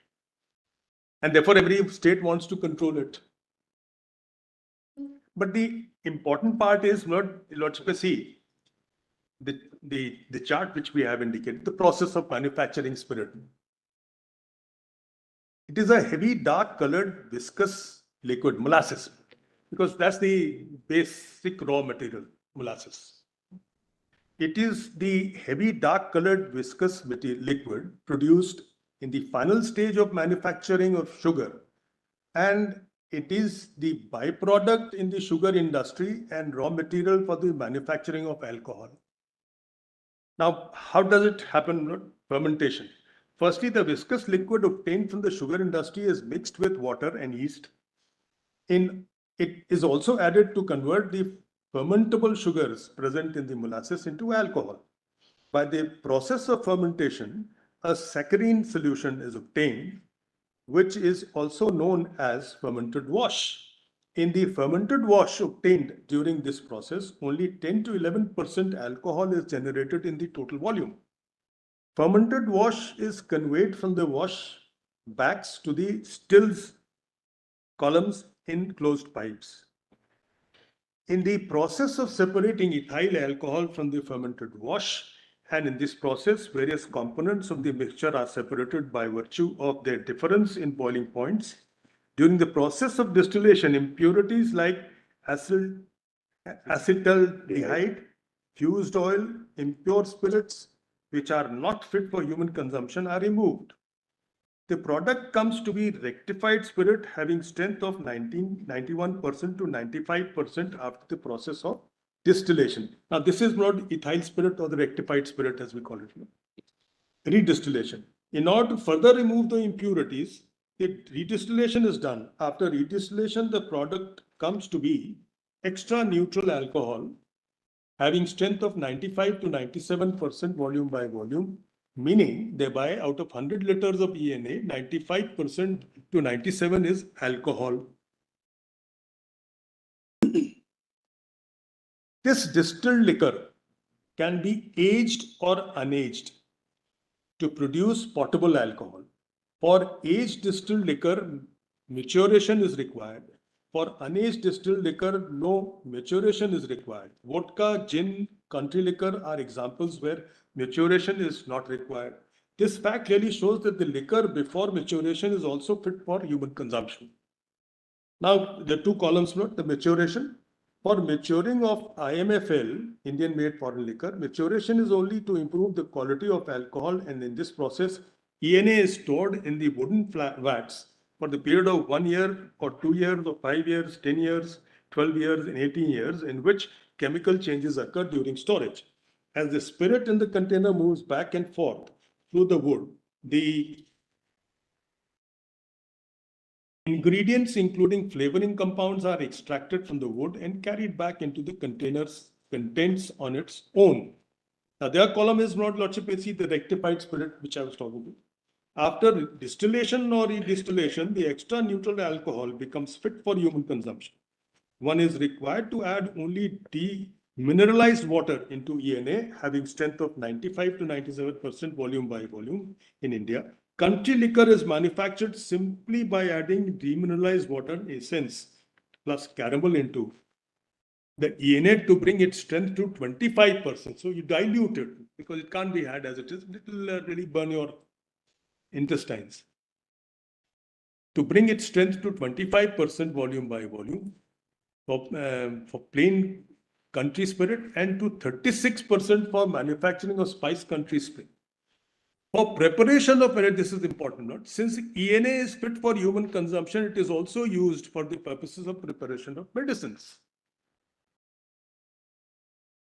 Lord, nowadays, Lord, what is interesting is to see, Lord, there are liquors of all kinds which are potable, like for instance, whiskeys and vodkas and all. They go up to 72%, 57, 60%, 72%. Recently, I discovered a potable liquor consisting of 92%.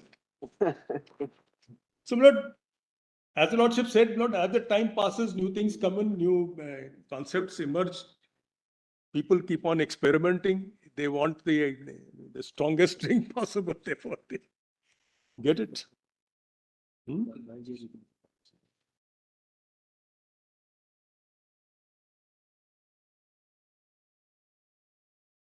The second aspect of it is important. If you also could turn to the page 7 of my written summation.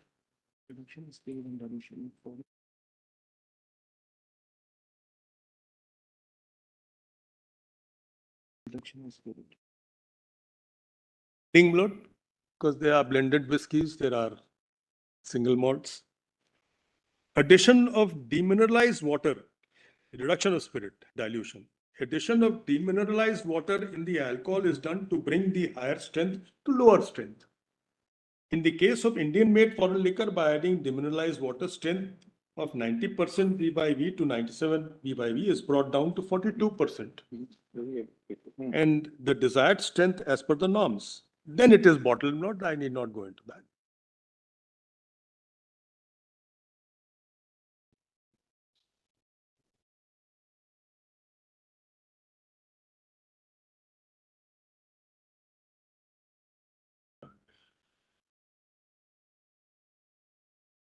But the basic idea is to, I'm sorry.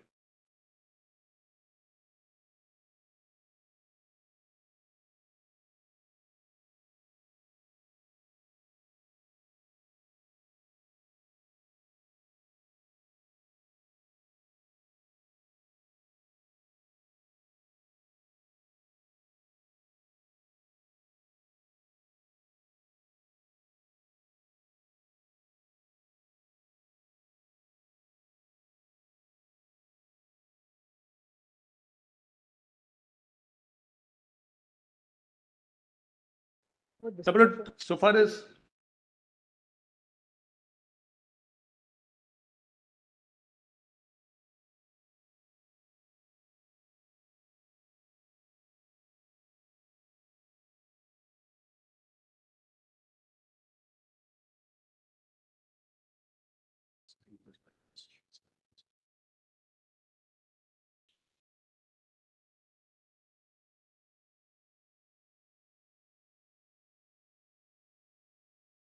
page 7.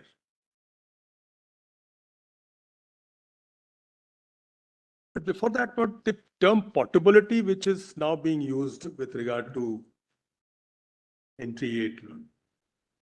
Portability is a not relative concept. Portability can mean not something had as it is, like intoxicating drink. We have a peg of whiskey or a vodka or something like that. That's intoxicating drink and portable. That's one aspect of portability. The other aspect of portability is that you add something to it and you diffuse it and then make it drinkable. How much you want to reduce and diffuse the strength of the liquor is, that is as per your choice. But it is something which is fit for human consumption. Portable liquor. Portable liquor can mean both. This is what I've seen. That it is fit for consumption as it is, or maybe after putting in something into it and then making it consumable. That is by As diluting. opposed to industrial alcohol. We have to. Industrial alcohol can be used for industrial purpose also, It's like not portable producing liquor. chemicals. Industrial alcohol is not portable. As it is not. But then rectified spirit of not 95% or 94%, by just adding water, you are reducing the strength of the rectified spirit and having it. May not be. Unless, of course, it is denatured. Denatured means then you are adding an item into it which perhaps makes it nauseous and, of course, poisonous. Really, the word intoxicating does not really mean that it has to be fit for human consumption. As It's a liquid, it's an alcohol in which, it's a liquid in which alcohol is being added. liquid Because containing alcohol.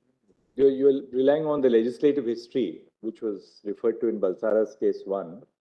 And second, that the Constitution, when it wanted to use related to alcohol fit for human consumption, it did so in entry 84 of list 1 and entry 51 list 2. 51 of list 2. Entry 8 is designedly only intoxicating liquors, and therefore intoxicating cannot be conflated with fit for human consumption, according to you. And I may be repeating myself, but after all, lordships have always held in so many decisions that why use two different phrases for denoting the same thing? Once different phrases are used, then obvious intention is that it denotes something different. And so widely different. Now, the other thing which I wanted to emphasize on is, please notice this. Government of India Act comes in 1935, and for the first time it uses the word intoxicating liquor, entry 31. It has entry 40, which again is parallel to entry 51 list 2. This is okay, no? So the Government of India Act of 1935. For the first time in India, use the phrase, not in the constitutional statute, the word intoxicating liquor comes in entry 31. And it's in the same form as entry 8. In fact, the framers have borrowed it from there.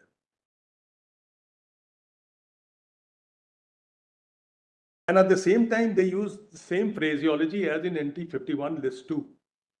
Alcoholic liquor for human consumption in entry 40, which is excise duty. Same as 51 list 2. Can you say that again? But in entry 40, the same phraseology as in entry 51 list 2, alcoholic liquor for human consumption has been used.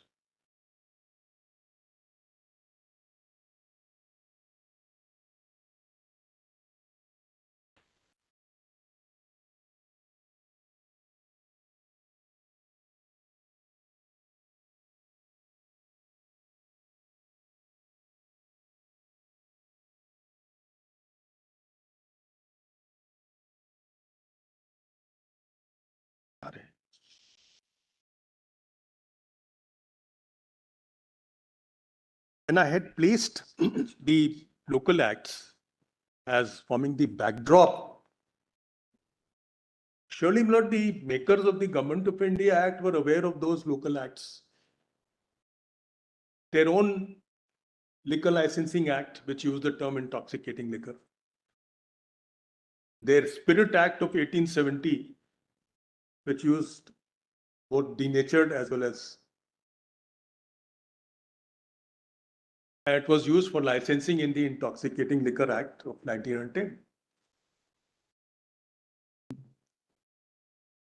I have indicated that in page 7, no? This aspect, page 7 to 8.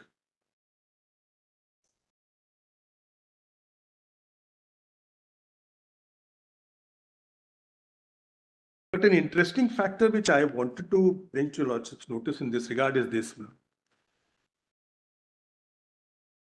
When Government of India Act Entry 31 uses the same phraseology as the local acts, intoxicating liquor, then obviously it had in mind that intoxicating liquor which was defined in most of the local acts.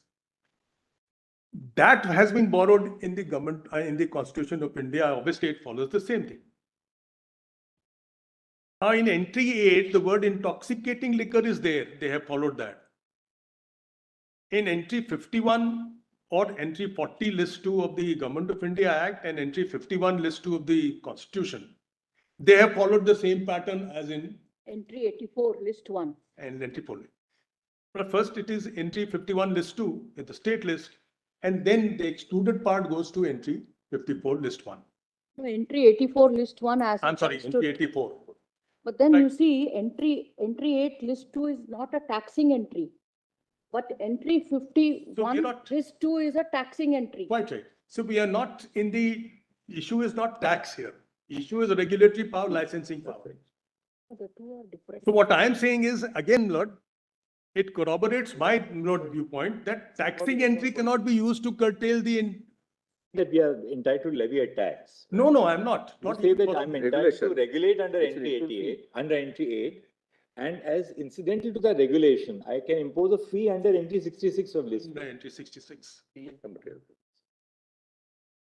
I'm not even for a moment claiming that we have a power to impose tax on denatured spirit or perhaps industrial alcohol. No, we don't have. Entry 84 is clear. Yes.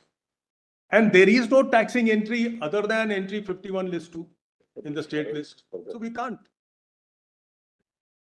But it hardly matters. It doesn't make much of a difference because liquor is nothing but a good. Denatured spirit would be a good. It can be taxed as sales tax.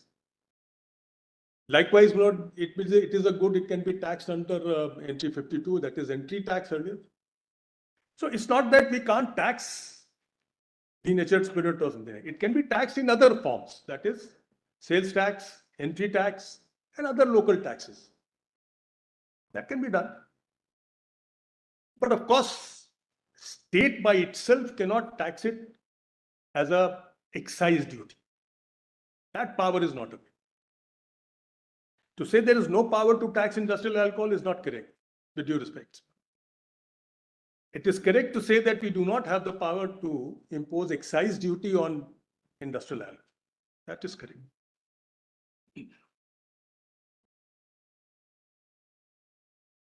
In fact, after synthetics clearly held in paragraph 86 that the state will not have power to impose sales or purchase tax. Once IDR is there. That had to be clarified by synthetics third case. Yes. That it doesn't deal with sale and purchase tax. Therefore, it couldn't be held to be law on that, laying down law on that. So, interesting part what I'm saying is, if the Government of India Act, when it followed the excisable article by specifying the alcoholic liquor for human consumption and incorporated that in entry 40, and it continued to follow intoxicating liquor and put it in entry 31, then obviously they were seeing the difference. And therefore, for separate things, they were incorporating it in a separate phraseology. We can't mix up entry 51 list 2 and say it kind of restricts entry 8. Because that's a taxing entry, this is a regulatory entry, and both lordships have held in so many cases separate. So taxing entry cannot color the regulatory entry. Just as regulatory entry cannot lead to enforcement of and imposing of tax. So it would be quite unimaginable to think that the Government of India, framers of Government of India Act and the Constitution partly followed the local laws and they did not follow the local laws in other respect. No, that doesn't make sense. Sure.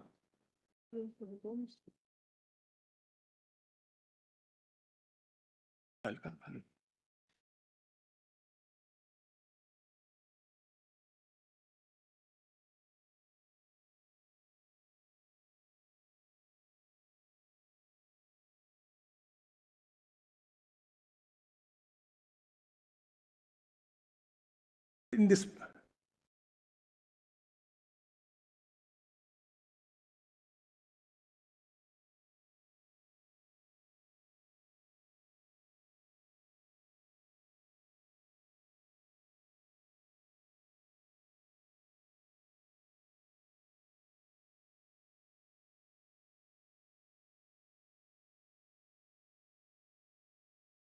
And Yes. complete their submissions.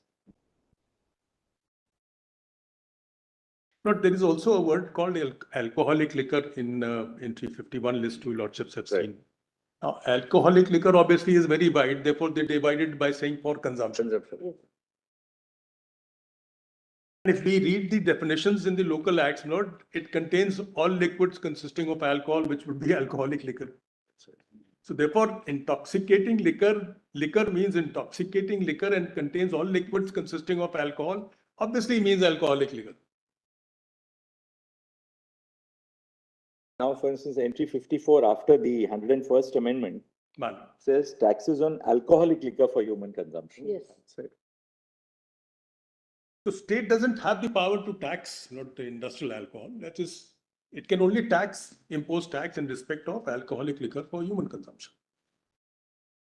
But that does not, as I said, mean that state cannot impose any tax on industrial alcohol. It can, sales tax. It can, the entry tax. I mean, after all, industrial alcohol is nothing but goods.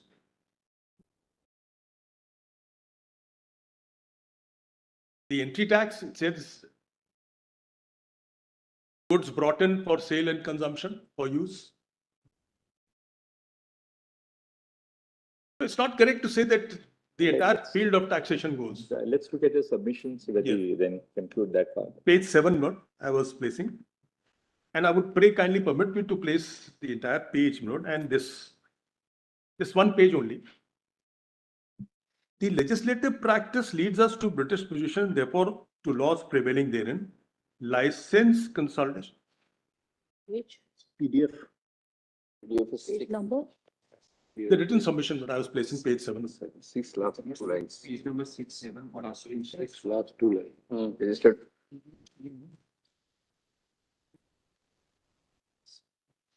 The legislative practice. I'm sorry, there seems to be some confusion. You got it. You got your PDF page 7 bottom. The legislative practice leads us to British position and therefore to laws prevailing therein. License Consolidation Act 1910, as I already told you, Lordships, it includes the word intoxicating liquor. B. Spirits Act 1980, which includes the denatured spirit. Spirit Act defines spirit very widely to cover both potable and non-potable liquor. Section 3 to 5, 116. It deals with manufacture, distillation, retailing, etc. of spirits, while Licensing Act of 1910 deals with licensing or distribution. Word intoxicating liquor is defined there to include spirit of all kinds, including fermented and distilled. British position is clear that intoxicating liquor includes all kinds of spirits. The later 1910 Act used this term compendiously to include all spirits, all kinds of spirits, while spirit under 1880 Act included liquor of all kinds. Thus, in England, both the terms were understood and used interchangeably. That's what the Lordship would notice Balsara says. It notices these two acts. Then the Government of India Act 1915, section 45, 79 to 81. The devolution rules made under section 45A and section 129 of Government of India Act 1915 distinguished the functions and jurisdictions of local governments and that of the Governor General or the Indian legislature. The subjects have been classified as central or provincial subjects. Part 2 of the Schedule 1 of the rules mentions item 16 as excise and alcoholic liquor. It is around this time and thereabout various state enactments were framed pertaining to the alcoholic liquors. What is important to notice is not right from the earliest position, the local laws, the Government of India Act, and so on and so forth. Not the state had the complete control and jurisdiction of intoxicating liquor. Earlier, under the Government of India Act 1915, even the excise duty in respect of entire intoxicating liquor was with the state, which was separated for the first time in Government of India Act 1935, where industrial alcohol was put in the ken of union and potable alcohol in the ken of the state. That was the position.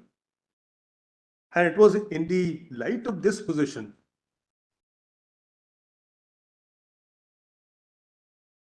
leaving the extracts of local laws. Let's kindly come to paragraph 12, page 12. Page? Page 12. Well. Page 12 of the written submissions. Volume 1A. Volume 1A. In all the state laws, word liquor and spirit are defined as including all liquids containing alcohol. In some acts, word intoxicant is used to define liquor as comprising of all liquids containing alcohol. Additionally, in some local acts, liquor means intoxicating liquor and includes all liquids containing alcohol. It is also noticeable that all the local acts were alive and aware of industrial alcohol and denatured spirit, being integral part of spirit or liquor. Reading all the above definitions, it becomes apparent that excise, liquor, and spirits have always been part of state jurisdictions, including industrial alcohol. Center did not have any jurisdiction in this regard. The legislatures were always aware of the industrial use of the alcohol, and the local legislatures were dealing with it. Liquor and spirit traditionally included all liquids consisting alcohol, and industrial alcohol is a liquid containing alcohol. There cannot be any alcohol or liquor which does not cause intoxication. Therefore, any liquid containing alcohol would be capable of causing intoxication. It was in this sense word intoxicating liquor were defined.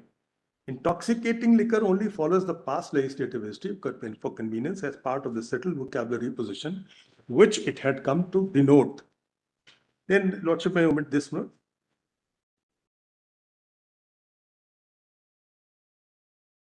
Then on page 14, Lord, I'll just rush through it. No?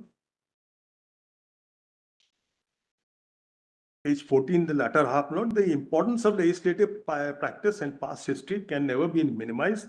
This constitutes an important aspect of context as indicated above. For determining the scope of legislative power field, one has to have regard to what legislative practice it ordinarily embraces.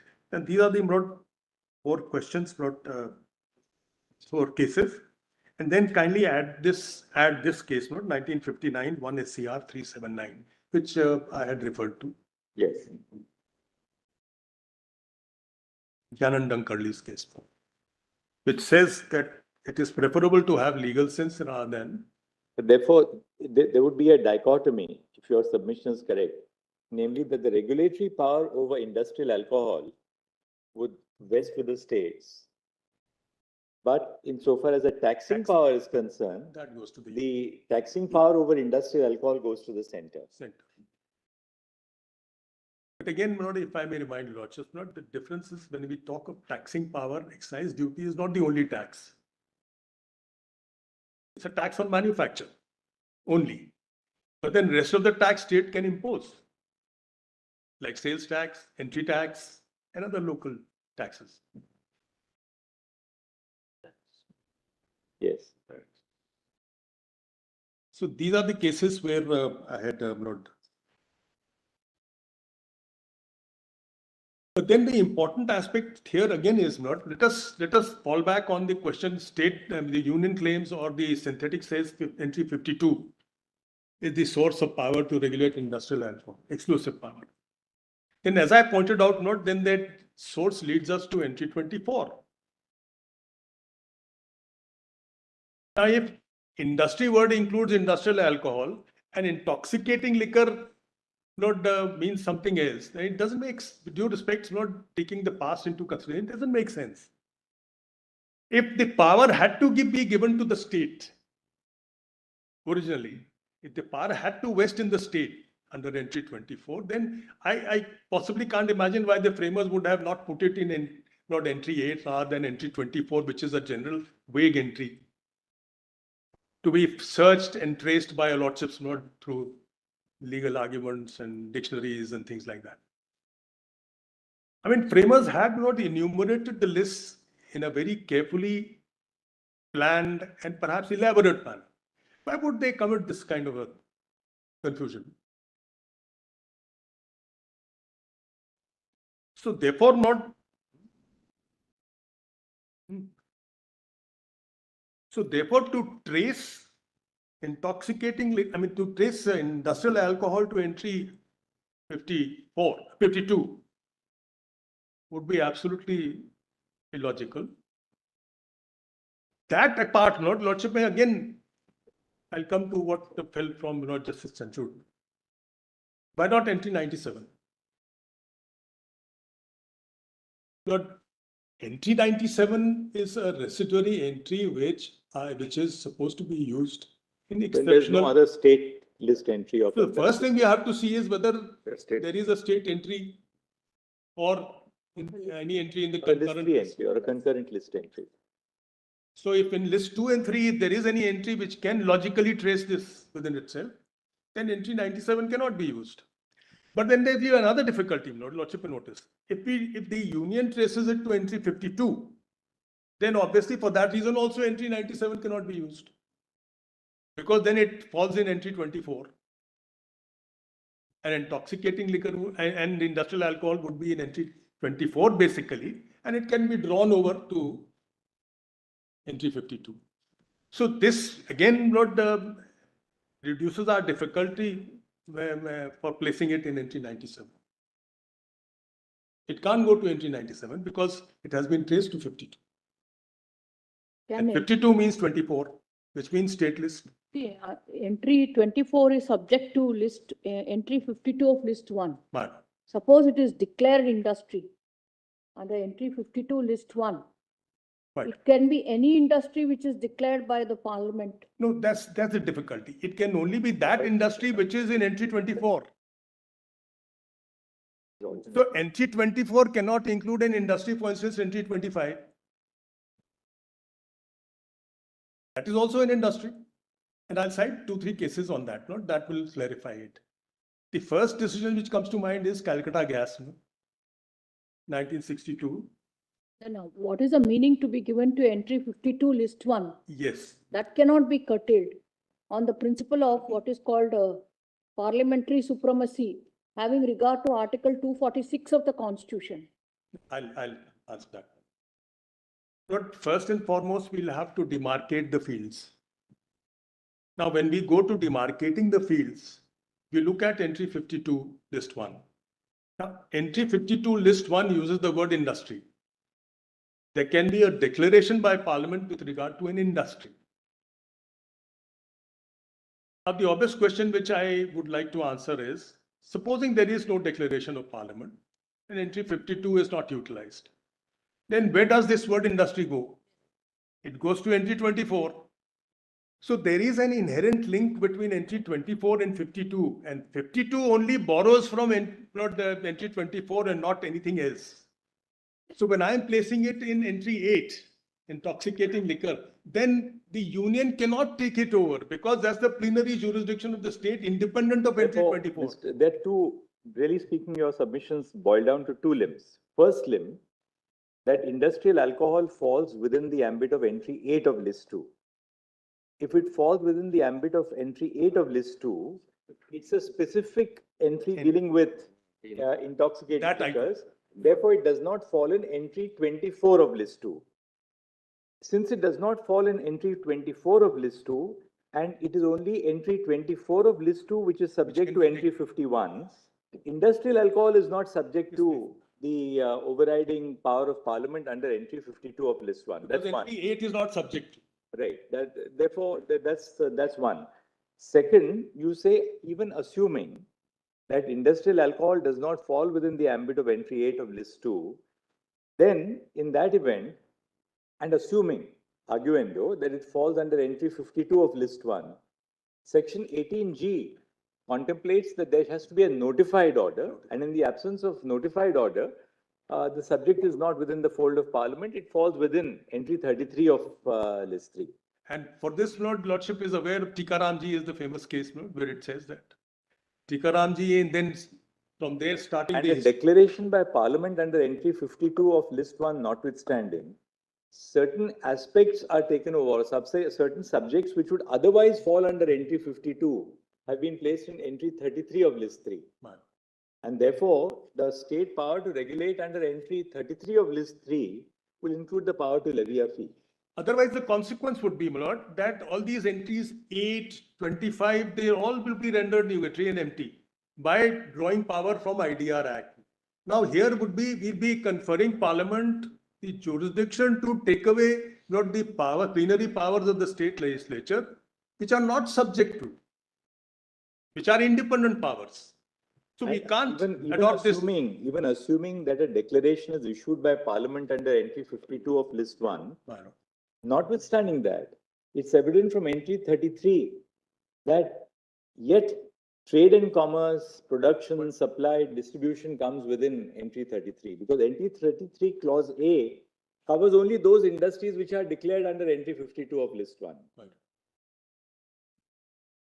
And Lord, the other thing is, Lord, if Lordship would see the Calcutta gas is a constitution bench judgment, not the first case, where they considered this issue and they struck down IDR on the ground that you can't take over gas and gas works. I will come back after lunch. Now, Mr. Dwivedi, I think now we can wrap up in a short while because we have made very substantial progress. I think you've understood your point. Lord, So now you can show us whatever remains in half an hour or please, so. we've made so much of an effort. Kindly give us some more time. Oh, yes, of course. We'll run. Pour in our effort, not perhaps. Yes, of course. We'll look at the case law. We'll run through now your written submission and see what case law needs to be looked at. We have seen the essence of your submission. I'm great.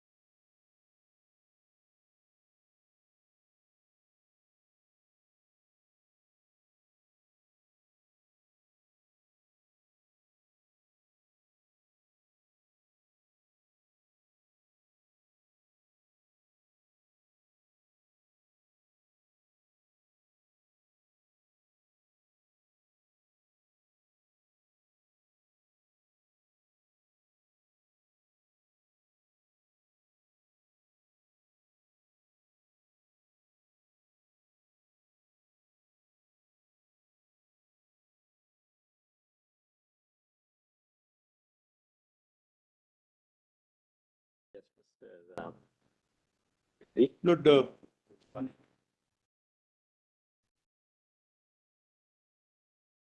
Lord, appreciating lots of concern for early punishment, Lord,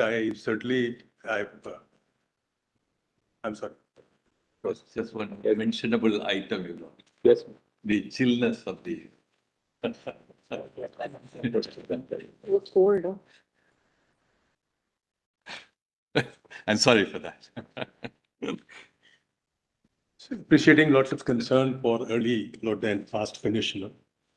I have not revised my argument in a different way. So all that I would suggest now is just a recapitulation that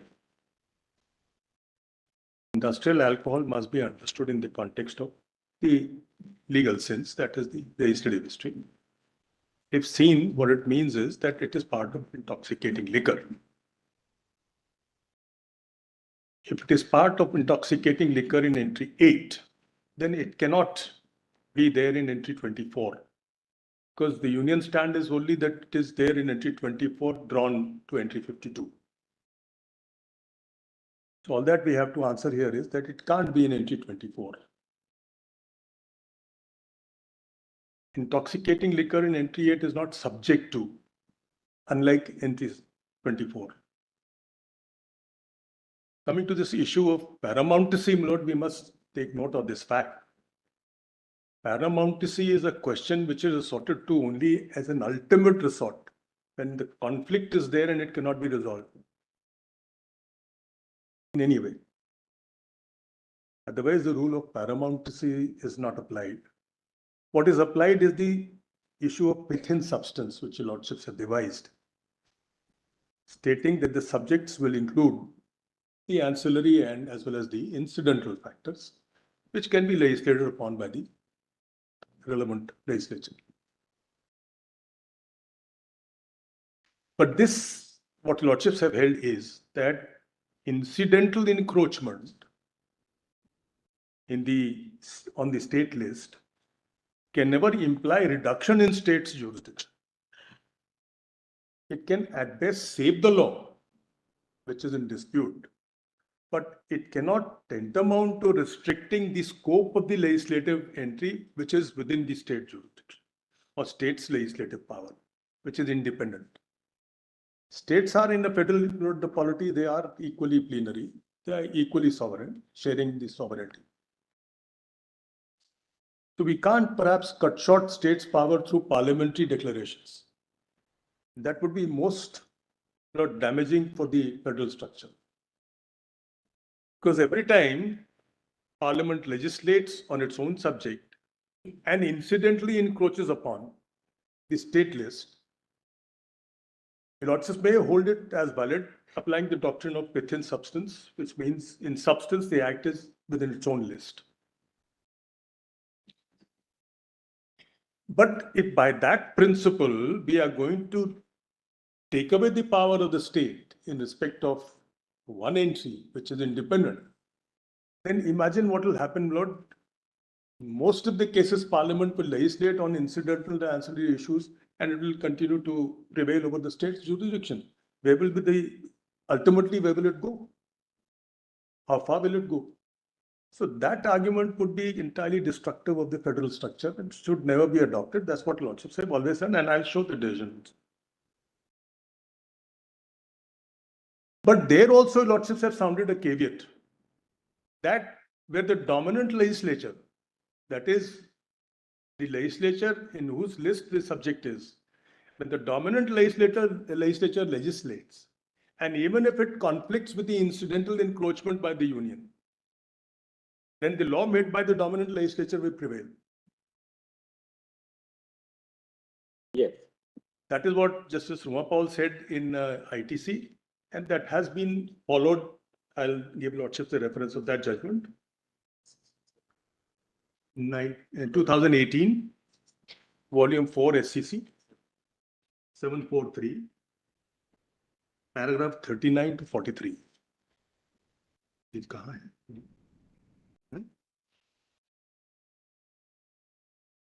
It be? Video, please. Page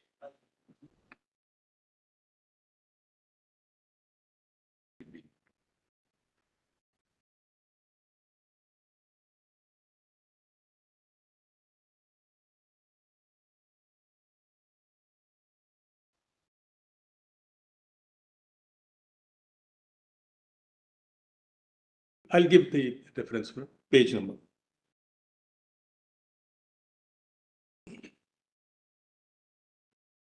Lordships have time and again decried this fact, that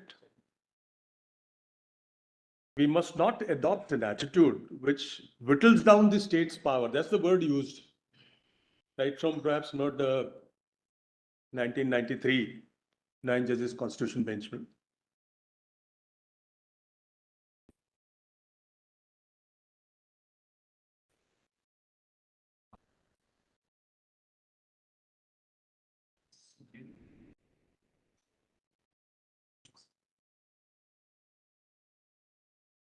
And that has been accepted right throughout up till now. That word whittling down the state's power is anti-federal has been accepted. And this would be a classic case of whittling down the state's power. Under entry 52, which is Parliament's declaration. That means Parliament by law can take away the power of the state to regulate some industry which is within its own exclusive sphere. That's what that decision is. Volume 5C, PDF page 1. The laptop is being displayed here. Let's see that. Jayant Verma. Yeah.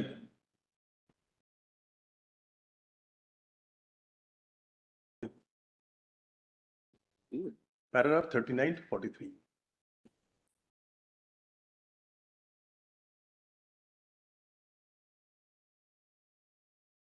See.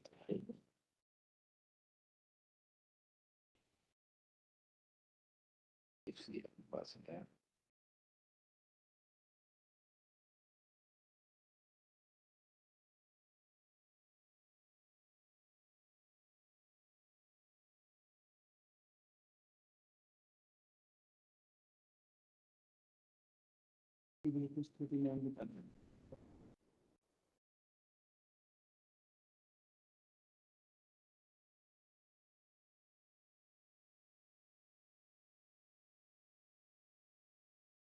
Paragraph 39, which is PDF page 38.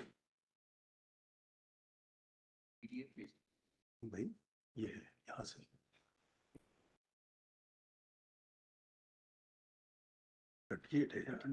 अच्छा PDF page 39, not in judgment. My immaturity in this field perhaps exposes itself. Doesn't matter. A few more hearings like this, and you will be absolutely on track. But we must appreciate that you are making the effort. That's really to be appreciated, honestly. I'm grateful, Lord, but my problem is, which it's a kind of a lurking suspicion, what happens post-November? Would we continue like this or not? That's the issue. No, once it becomes a part of your life, it becomes a part of your life.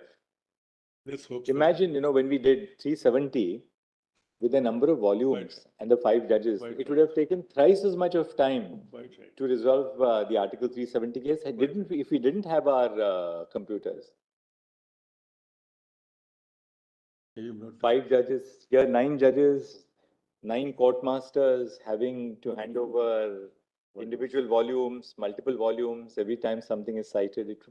One really shudders about how this was done, in the earlier times. So far as the employment situation in the country is concerned, this would be anti-employment. No, the court masters are all gainfully employed. They're doing something else. Anyway, coming back to this one, paragraph 39. Yes. Shri Bhushan then relied upon a concurring judgment of Ranganathan J. in Federation of Hotel and Restaurant Association of India versus Union of India. In para 74, the learned judge, while upholding the Hotel Receipts Tax Act 1980, held that in substance it was referable to entry 82, list 1, being in substance a tax on income.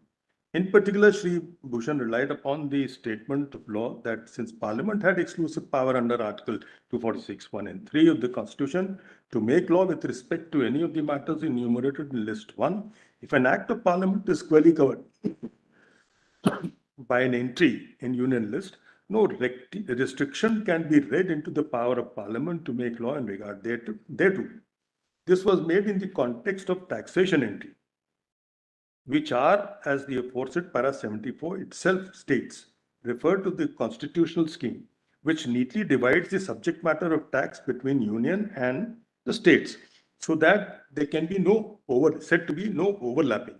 There is no discussion in this paragraph of parliamentary paramountcy in the context of incidental trenching and unoccupied field. This judgment, therefore, does not take the matter very much further. Insofar as 246 is concerned, we have already seen how the said article refers to federal supremacy insofar as whittling down a state list entry is concerned when compared to union list entry.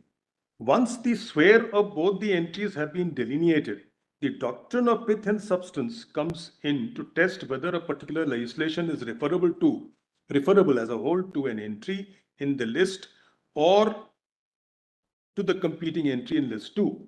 Once it is found that the legislation as a whole is referable to an entry in list 1, but is incidentally encroaches upon an entry in list 2, there is no reason for the doctrine of unoccupied field not to apply in federal legislation. The expression with respect to appears in all the clauses of Article 246, which expression, so far as clauses 1 to 3 are concerned, imports the twin doctrine of incidental trenching and unoccupied field, which applies therefore to legislation made under clause 1 to 3 of Article 246, thus making it clear that incidental encroachment by Parliament cannot be tolerated when the exclusive field allotted to the state legislature is not occupied. The paramountcy principle contained in Article 246, as we have seen, is only taken as a last resort after harmonious construction fails, and that too qua entries in competing lists. Once legislation is referable to one list or the other, the doctrine of incidental trenching and occupied field would apply equally to both parliamentary and state legislatures. In the very first judgment, Federal Court, Central Province in Bharat, Sales of Motor Spirit and Lubricants Taxation Act 1938, INRI, AIR at page 31, Jaker J, set out a principle that were evolved on reading of British North America Act by the Privy Council, which would prove to be useful guide to the construction of Section 100, the Government of India Act 1935. Now, Lordship may leave that for a moment. These are principles, Lordship may look into it, but last clause, which have been perhaps identified for, even where there has been an endeavor to give preeminence to the central legislature in cases of a conflict of powers, it is obvious that in some cases where this apparent conflict exists, the legislature could not have intended that powers exclusively assigned to the provincial legislature should be absorbed in those given to the central legislature. I'll keep that in mind.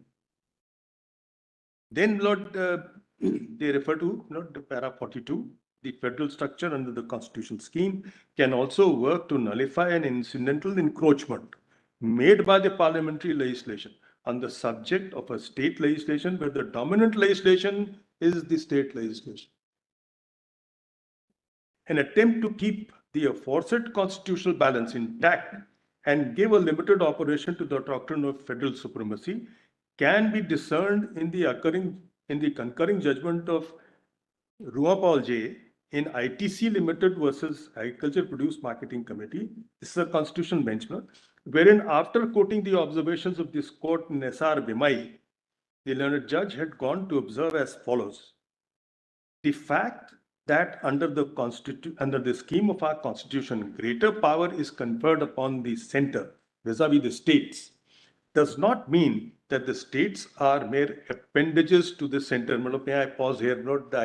I recall what Lordships had observed in Delhi matter. Lord. States are not satellites and appendages of the center. They have their own unique sphere defined by the constitution. Within the sphere allotted to them, states are supreme.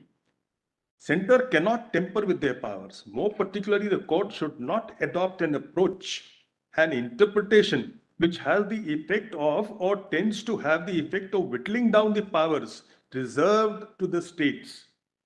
Actually, it all The next boils part- down to whether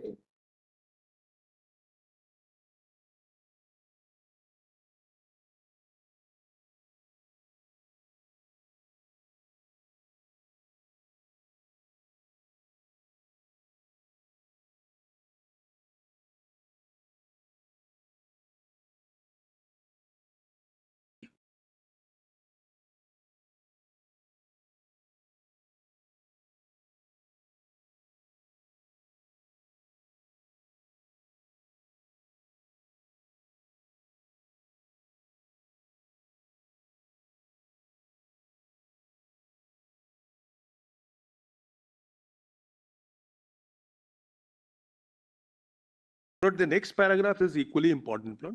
yes.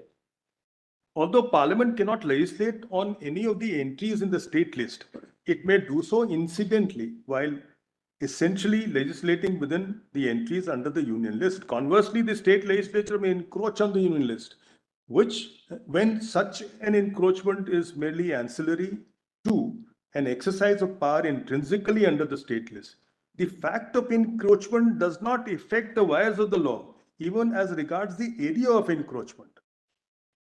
This principle, commonly known as doctrine of fifth substance, does not amount to an extension of the legislative field. Therefore, such incidental encroachment is either event does not deprive the state, such incidental encroachment in either event does not deprive the state legislature in the first case or parliament in the second of their exclusive powers under the entry so encroached upon. In the event the incidental encroachment conflicts with the legislation actually enacted by the dominant power, the dominant legislation will prevail. Otherwise, the entire concept would be anti-federal. Yes. Now, what else, Mr. Now, my lord, what I was submitting here is, and I'll run through it very fast.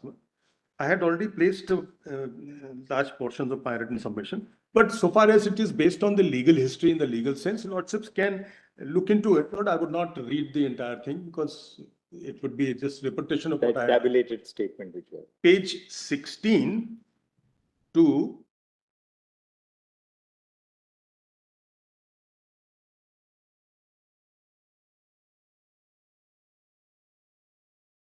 16 to 22. And I have referred those principles which I have evolved with case laws. No?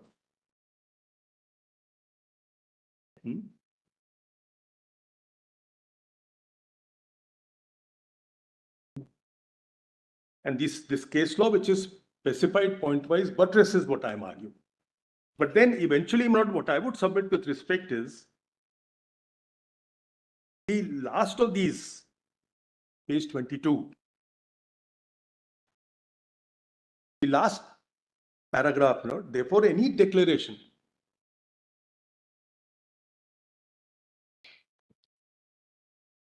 have not got it? Yes. Page 22.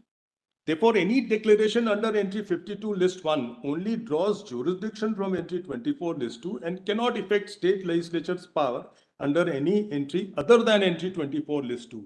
This is settled position by various constitution benches of this court. Entry 24 is a general entry while special entry are excluded from it.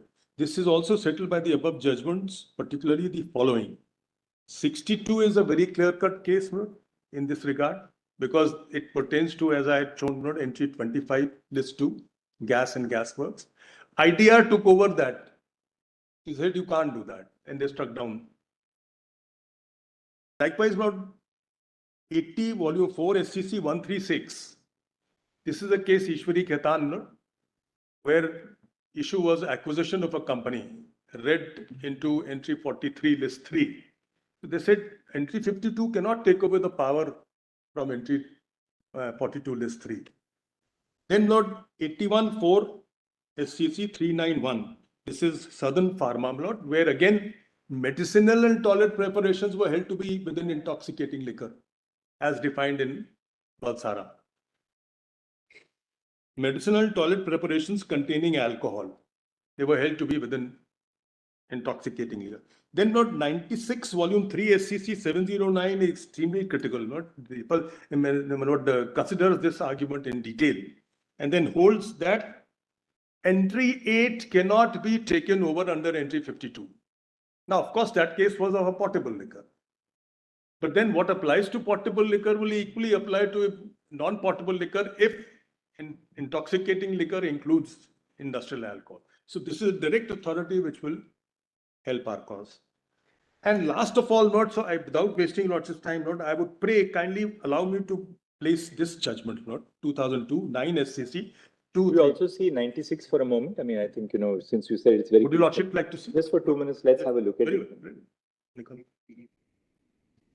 Volume 5,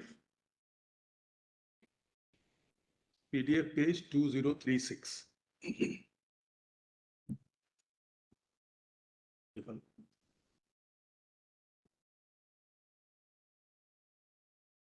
And paras are 25 to 38. Mr. Dwivedi, why are you going to your book bound volume when it comes to the cases? You're going that far, to on your pleadings. There's a slight kink in the mind, Lord, that we underline it while reading.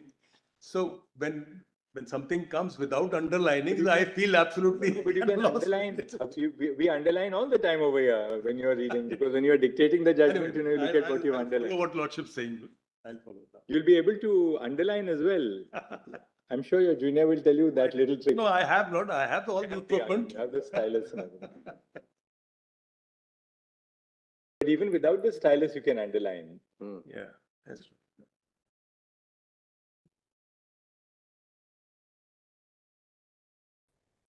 (2036) volume 5, is it? Man. No, that is McDowell. McDowell. All right, 96. This is a case, particularly in relation to potable alcohol. Para? Yes, 25 to 38.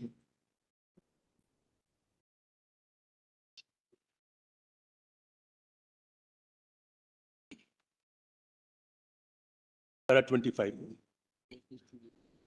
PDF page is 2054.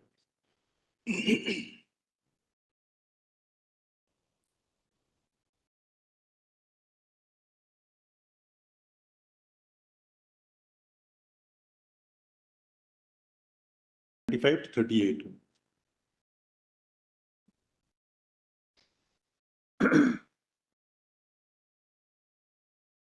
This would also greatly answer Lord Justice Nagaratna's problem that arose time and again. This will answer that. Entries aforementioned disclose the following features. They refer to those entries, not entry 33, 52. Lordship can see in the earlier paragraph. Entry 8, paragraph 23. You may now notice the relevant entries in our constitution. Entry 6, 8, 6, 24, 51 in list 2 of the 7th schedule to the constitution read thus.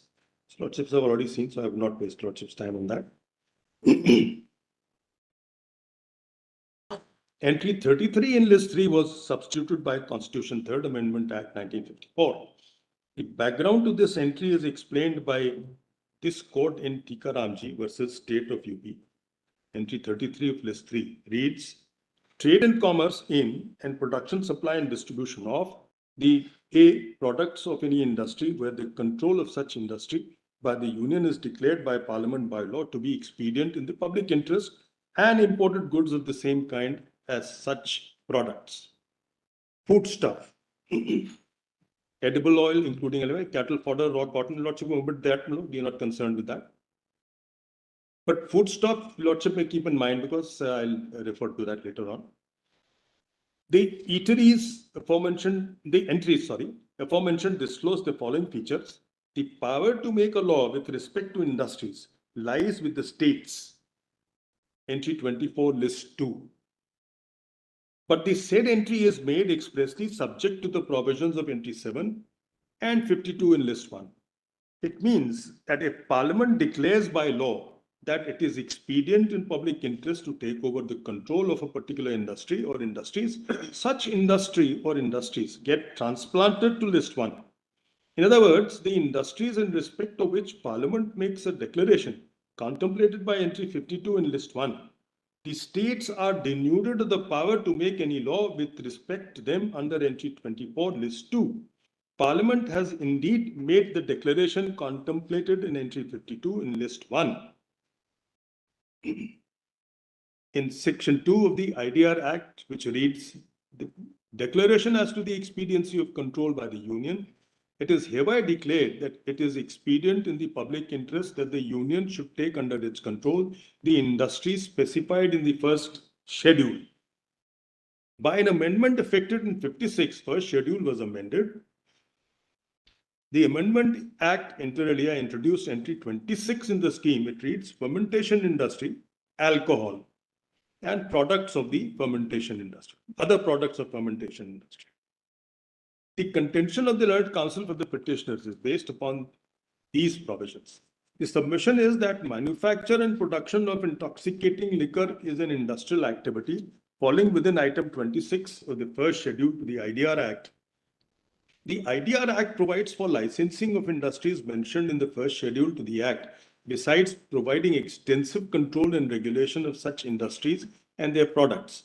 The grant, the renewal, and the refusal to grant or renew the license is thus the exclusive province of the center. The state has no say in the matter. The state legislature is incompetent to prohibit manufacture of intoxicating liquors. But this argument, in our opinion, ignores the existence and the ambit of entry 8 in list 2. Entry 8 expressly speaks of production, manufacture, possession, transport, purchase, and sale of intoxicating liquors. It means that the power to make a law with respect to the said matters rests with the state legislature. What is significant is that the entry speaks expressly of production and manufacture of intoxicating liquors as well. This would mean that the industries producing and manufacturing intoxicating liquors fall within the purview of entry 8. May I pause here? Let's just must keep this in mind that this judgment is under the shadows of synthetics too. It said that you don't have power in respect of industrial alcohol. You can only regulate potable alcohol. So it is under the shadow of that judgment that they are referring to. Applying the well-known rule of interpretation applicable to such situations, special excludes the general. We must hold that the industries engaged in production and manufacture of intoxicating liquors do not fall within entry 24, but do fall within entry 8. This was the position at the commencement of the Constitution, and this is the position today as well. Once this is so, the making of a declaration by Parliament as contemplated by entry 52 of list 1 does not have the effect of transferring or transplanting, as it may be called, the industries engaged in production and manufacture of intoxicating liquors from the state list to union list. As a matter of fact, Parliament cannot take over the control of industries engaged in the production and manufacture of intoxicating liquors by making a declaration under entry 52 of list 1. Since the said entry governs only entry 24 list 2, but not entry 8 list 2. Faced with the above position, learned counsel for the petitioner resorted to more than one argument to get over it. Firstly, it was submitted that the entries 24 and 8 should be read harmoniously, and that such harmonious reading should mean that the industries engaged in production and manufacture of intoxicating liquors would fall within entry 24, because entry 24 deals with industries as such, while entry 8, according to such reading, would be confined to matters other than production and manufacture of intoxicating liquors. It is not possible to agree with the submission which run counter to the express language of entry 8. It requires us to delete the word production and manufacture from entry 8, which is not open to us. We cannot rewrite the entry. Another limb of this argument was that only those entries manufacturing intoxicating liquors which are not within the purview of IDR Act will fall under entry 8. Now can you see the reading the definition of industrial undertaking clause D and the defining of factory in clause C of section 3 of the IDR Act, it is submitted that the two types of industries are not covered by IDR Act vis-a-vis those where manufacturing process is carried on, one, with the aid of power, but with less than 50 workers, and without the aid of power with less than 100 workers.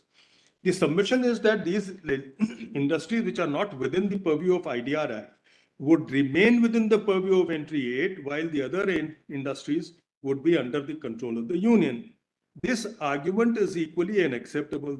This argument is premised on the assumption that entry 52 in list 1 overrides entry 8 in list 2, as well which assumption as we shall presently point out is without a basis and unacceptable. Moreover, industries which are exempted from IDR are exempted because the very provision of the IDR Act and not by virtue of entry 8 in list 2. The ambit and scope of constitutional entry cannot be determined with reference to the parliamentary enactment. The definition of factory in clause C of section 3 of the IDR Act may be changed tomorrow. The meaning and scope of entry 8 in list 2 does not and cannot vary with the change in the provisions of IDR. This submission too is therefore unacceptable. It was then contended that entry 52 list 1 governs not only entry 24 in list 2, but all other entries in list 2, including entry 8, insofar as it deals with industries. We cannot accept this submission either. A perusal of list 2 would show that whenever a particular entry was intended to be made subject to an entry in list 1 or list 3, it has been so stated specifically. Not one but several entries in list 2 are made subject to one or the other entry in list 1 or list 3. See entry 2, 13, 17, 22, 23, 26, 27 and 33. Certain other entries use a different phraseology to demarcate the sphere of the union and the state. For example, entry 32, incorporation, regulation and winding up of the corporation, other than those. Likewise, note entry 51 list 2.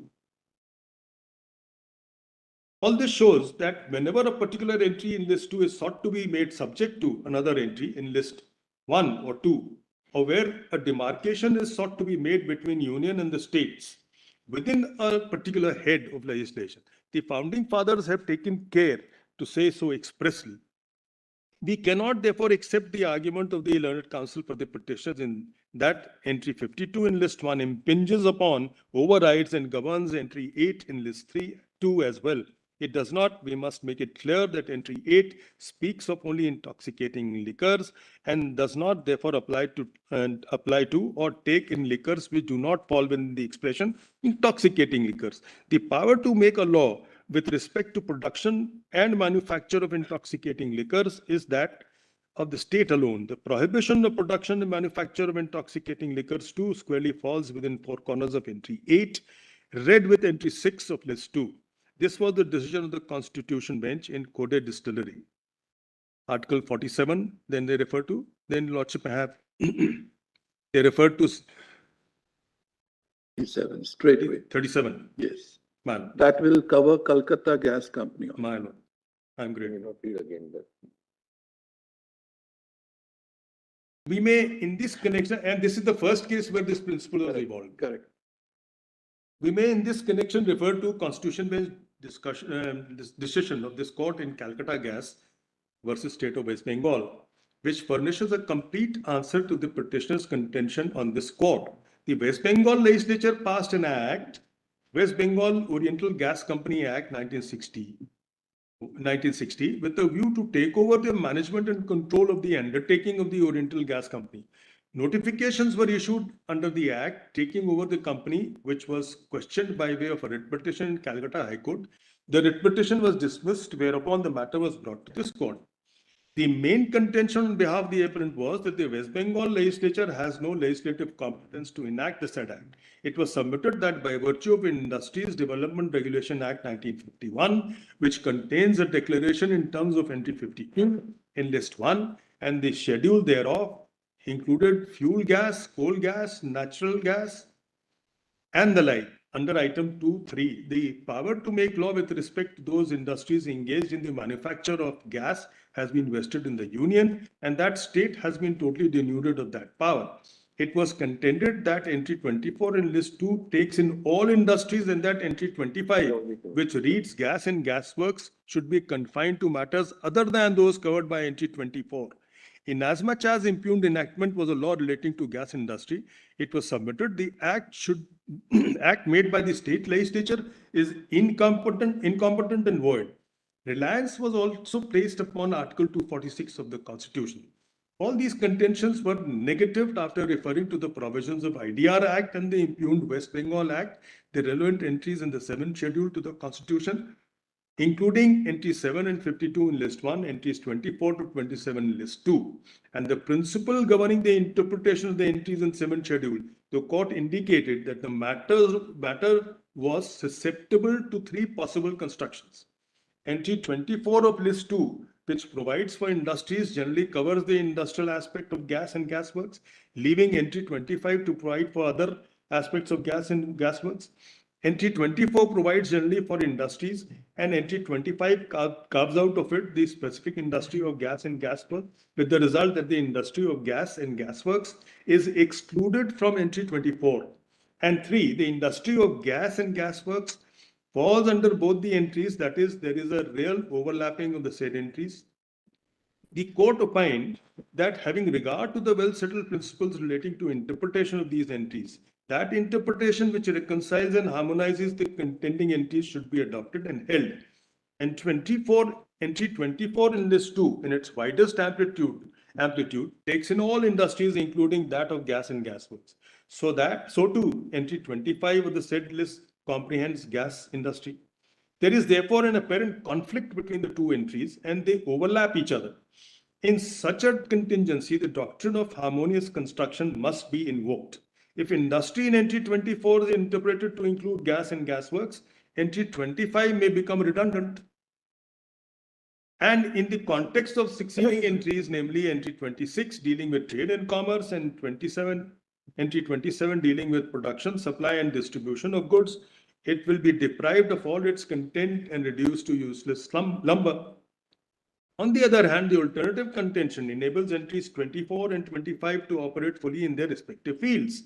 While entry 24 covers a wide field, that is the field of the entire industry in the state, entry 25 dealing with gas and gas works can be confined to a specific entry, that is the gas industry.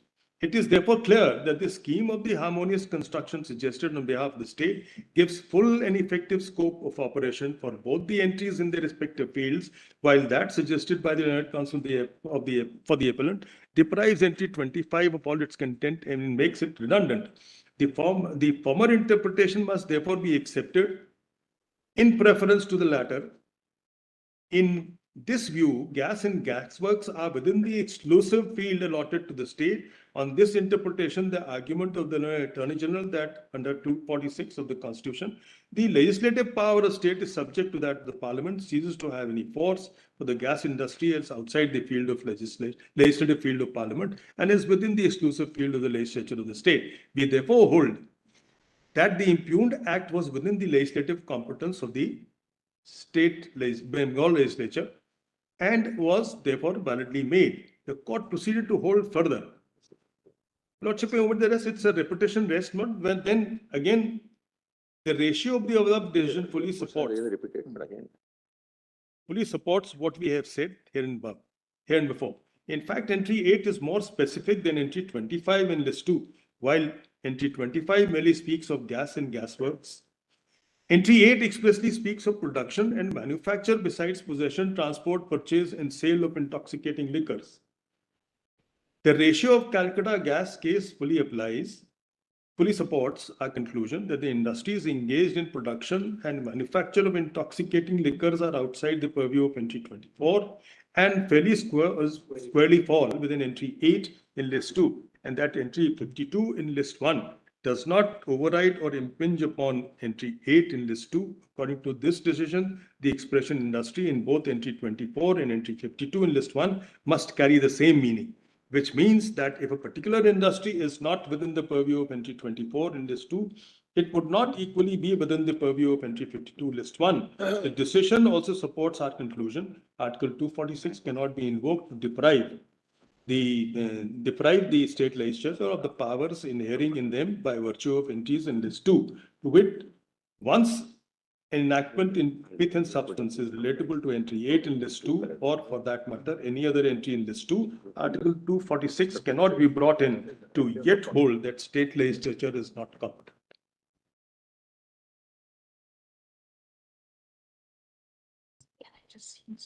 Now, what is important here again is what is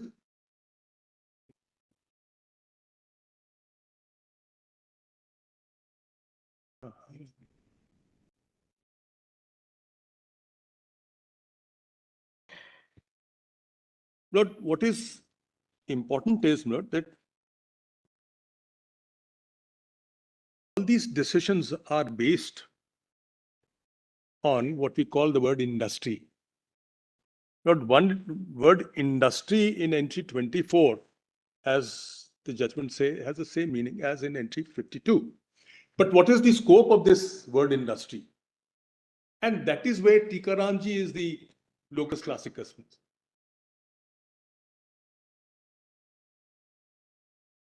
Yes.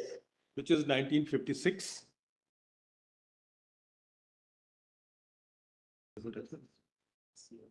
1956 SCR 393 volume 5. PDF page 80. 80. And this Tikaramji's case still holds the field. And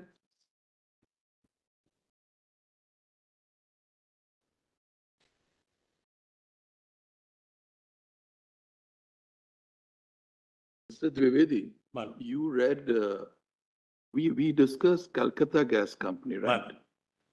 That is volume 5, page PDF 2149. Just come to that judgment, para 9, where Tikaramji is elaborately discussed. Yes. That will give a fair idea. Lordship's right, no? Tikaramji was considered by Calcutta Gas, no? And that is for the word industry. 9, para 9 at PDF 2158. I'm grateful. About 2158. 15 lines 2158, right. in the Para 9. descending order. First question that occurs, if I may place, no? Yes. Lordship's permission. The first question that occurs to one. Give us this thing, which page you are reading in volume? 2158. PDF page 2158. Para 9. Volume 5. 2150. 2150. 2150. Yeah. And we are at 2150. 2158. PDF page 2158, which is PDF 2158. that's a whole confusion. Paging.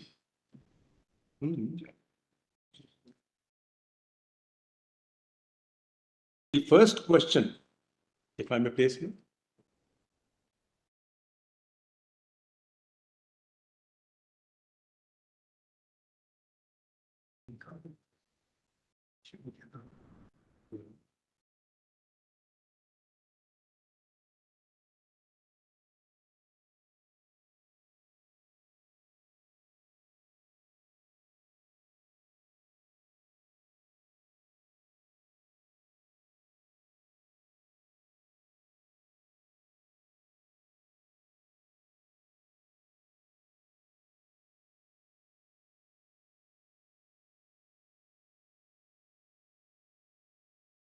May I place it? Yes.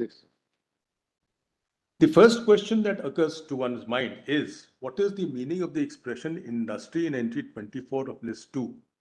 Is it different from the meaning of that expression in entry 52 of list 2? Whatever may be its connotation, it must bear the same meaning in both the entries, for the two entries are so interconnected that conflicting or different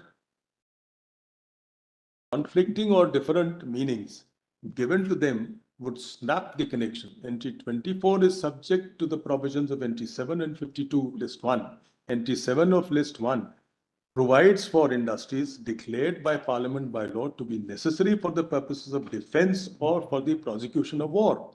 And entry 52 for industries, the control of which by the Union is declared by Parliament by law to be expedient in the public interest. Therefore, ordinarily industry is in the field of state legislation, but if Parliament by law makes a relevant declaration or declarations, the industry or industries so declared would be taken off its field and passed on to Parliament. In the premises, the expression industry in all the entries must be given the same meaning. Now, what is the meaning of the word industry?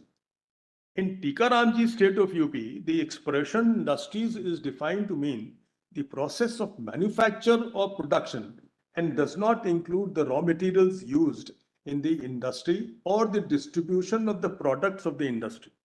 It was contended that the word industry was a word of wide import and should be construed as including not only the process of manufacture or production, but also activities antecedent thereto, such as acquisition of raw material and subsequent thereto, such as disposal of the finished product of that industry. But that contention was not accepted. It is not necessary in this case to attempt to define the expression industry precisely or to state exhaustively all its ingredients. Assuming that the expression means only production or manufacture, would it take within its sweep production or manufacture of gas?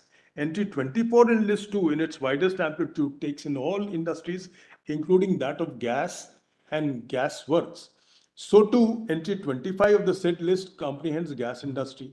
There is therefore an apparent conflict between the two entries and they overlap each other. In such a contingency, doctrine of harmonious construction must be invoked. Both the learned councils accept the principle while the learned Attorney General seeks to harmonize both the entries by giving the widest meaning to the word industry so as to include the industrial aspect of gas and gas works and leaving the other aspects to be covered by it. Not rest, not I may not list because it's covered under the McDowell, the Lordship have already seen that. But the critical part in Tikaramji's consideration is not entirely here. And therefore, what I want to do is not to cut short time instead of reading all those decisions. There are at least 5-7 constitution benches, and that's fair. So it will be wasting time. There's one judgment of a lordships which deals with all of them, Lord, and synopsizes all those cases. Right from Tikaramji onwards till ITC, this judgment. And this is still holding the field, but there's no dispute with regard to this. Were you referring to this? I was reading the original Tikaramji. Industry in the wide sense of the term would be capable of comprising 3 different aspects. Were you reading that part? Yes. I'm on Tikaramji. No, that was very well dealt with in Tikaramji. All the matters, all the aspects of industry, they noted one. If you see para 24 at volume 5, page 96, volume 5, Tikaramji begins at page 80.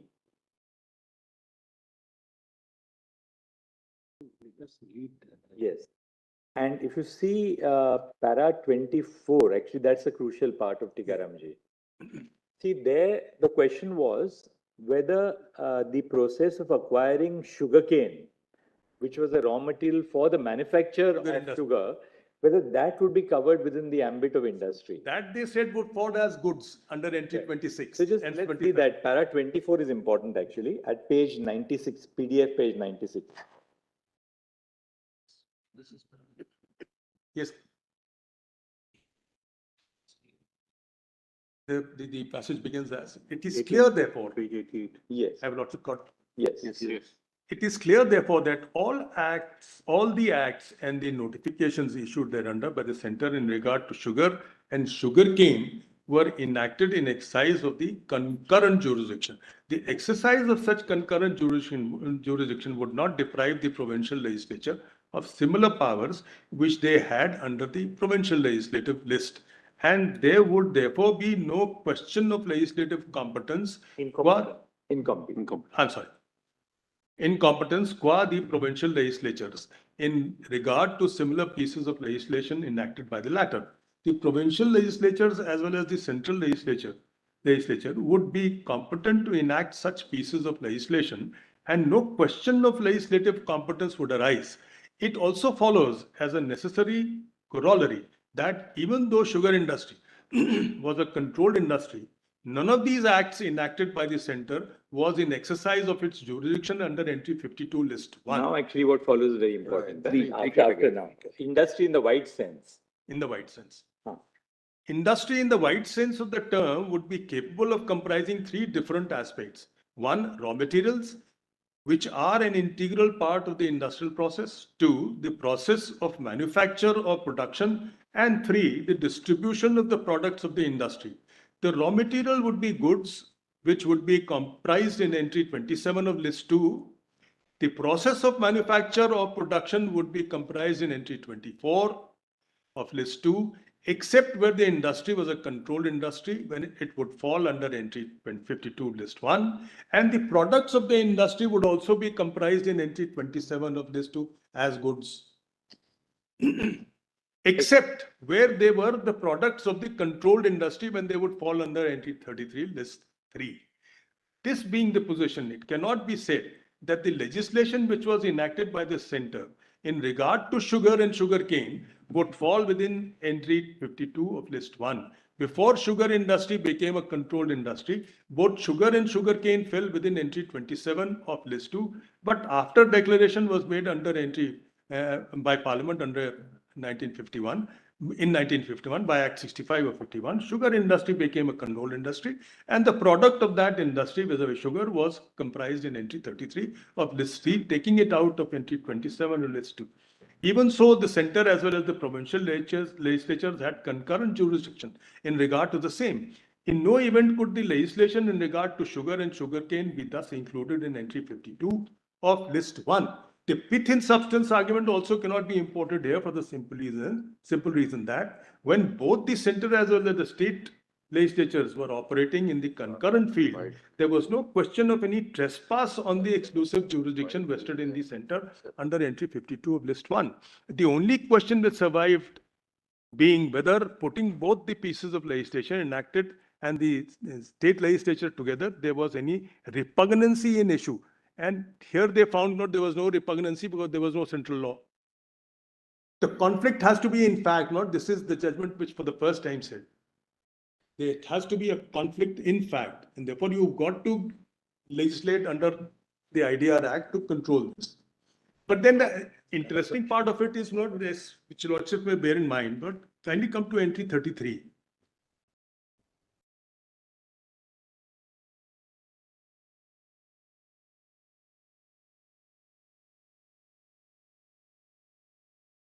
More than that.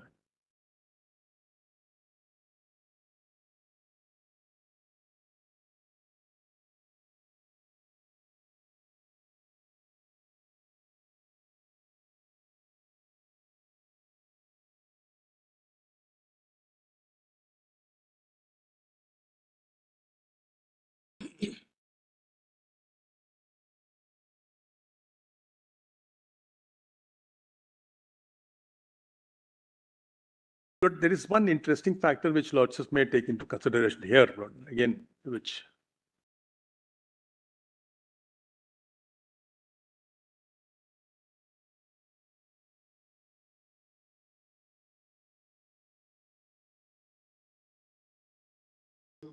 Difference in Tikaramji was concerned with the control over the antecedent raw material. Over here, we are not dealing with a control over the antecedent raw material. This is the heart of the industry. But the word industry was considered and the scope of word industry was found. No, but important part is why. Question was that was Tikaramji is a case where on the one hand there was actually, but for entry 8 of list 2, industrial alcohol would fall within the ambit of industry in entry 52 of list 1. How would it fall? But this is a question but for entry 8. I'm coming to that. It's an industry. I'll answer that. No? Then we would at the same time be saying that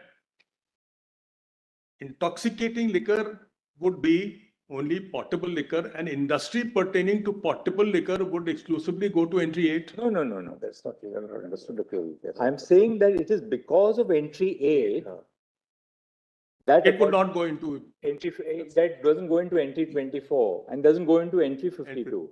Yeah, But if entry 8 was not there, then it could have been. it would have been an industry Yes, then within entry yes, 52 of list 1. Yes, no doubt about it. No doubt about it.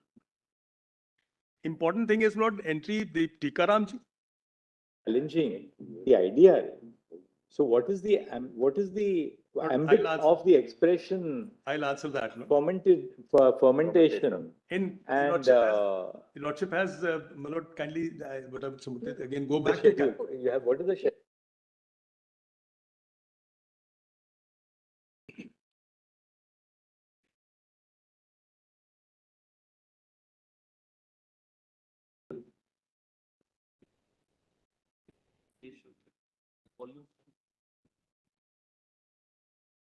So there are two answers to what Lordship's query is. No? I'm sorry. What would be the difference between intoxicating liquor and alcohol? Not every intoxicating liquor, as per the local acts Lordship has seen, meant all liquids containing alcohol. So every alcohol will have to be there. Because under the entry 26 of the schedule, But it's a changed entry. one is It's a modified entry.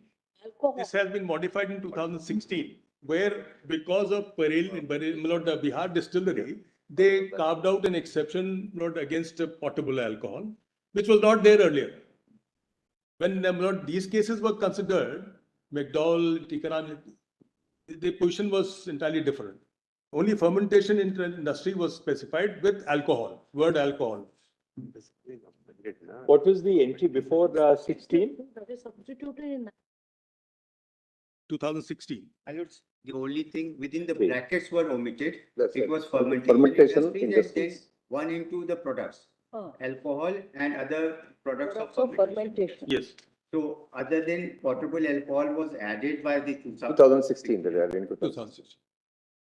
It was earlier fermentation industries. And then that bracket portion was added. Products of fermentation industries would take an intoxicating liquor. Normally, fermentation industry, that was the interpretation given to it. But the whole question is, can you take it? That's a question, can the parliament take it? Now, to answer the Chief Justice's query, no one has challenged. There's no doubt about it. No one has challenged the inclusion of fermentation industry. There's no doubt about it. But in Calcutta gas, no one had challenged it. Yet the court struck down that on the ground that we are deciding and deciphering the scope of legislative entry. So if the act of one of the two legislatures do not fall within that entry, then they have to go. The dominant legislature has to prevail. Likewise, in ITC, again the same thing was done. This objection was raised that no one has challenged the IDR Act.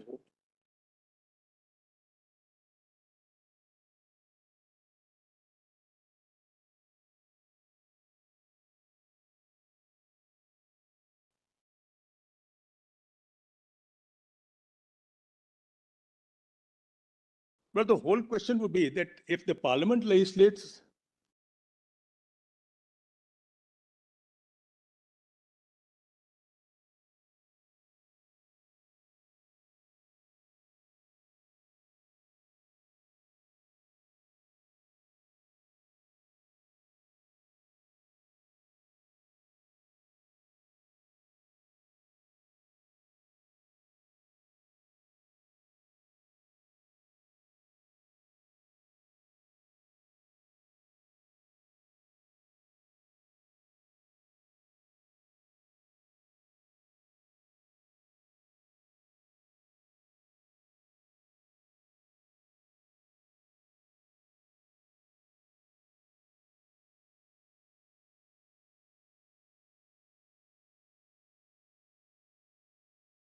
expenditure.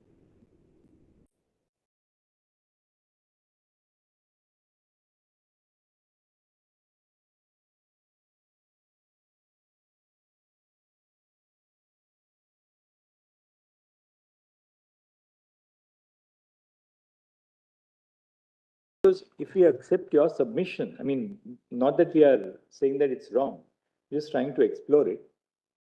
That would mean that where any industry is specified in list 2, that would include gas works, that would include intoxicating liquor, that will fall outside entry 52 of list 1.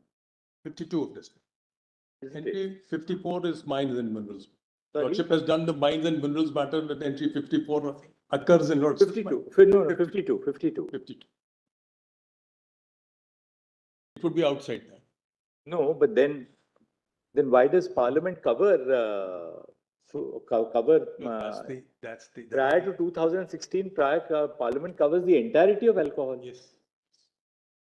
But the whole issue is whether that is correct or not, because Lordships are defining the scope of the entry and Parliament is legislating on an entry which is not there in their field. So how can legislation without power is a void legislation, still born?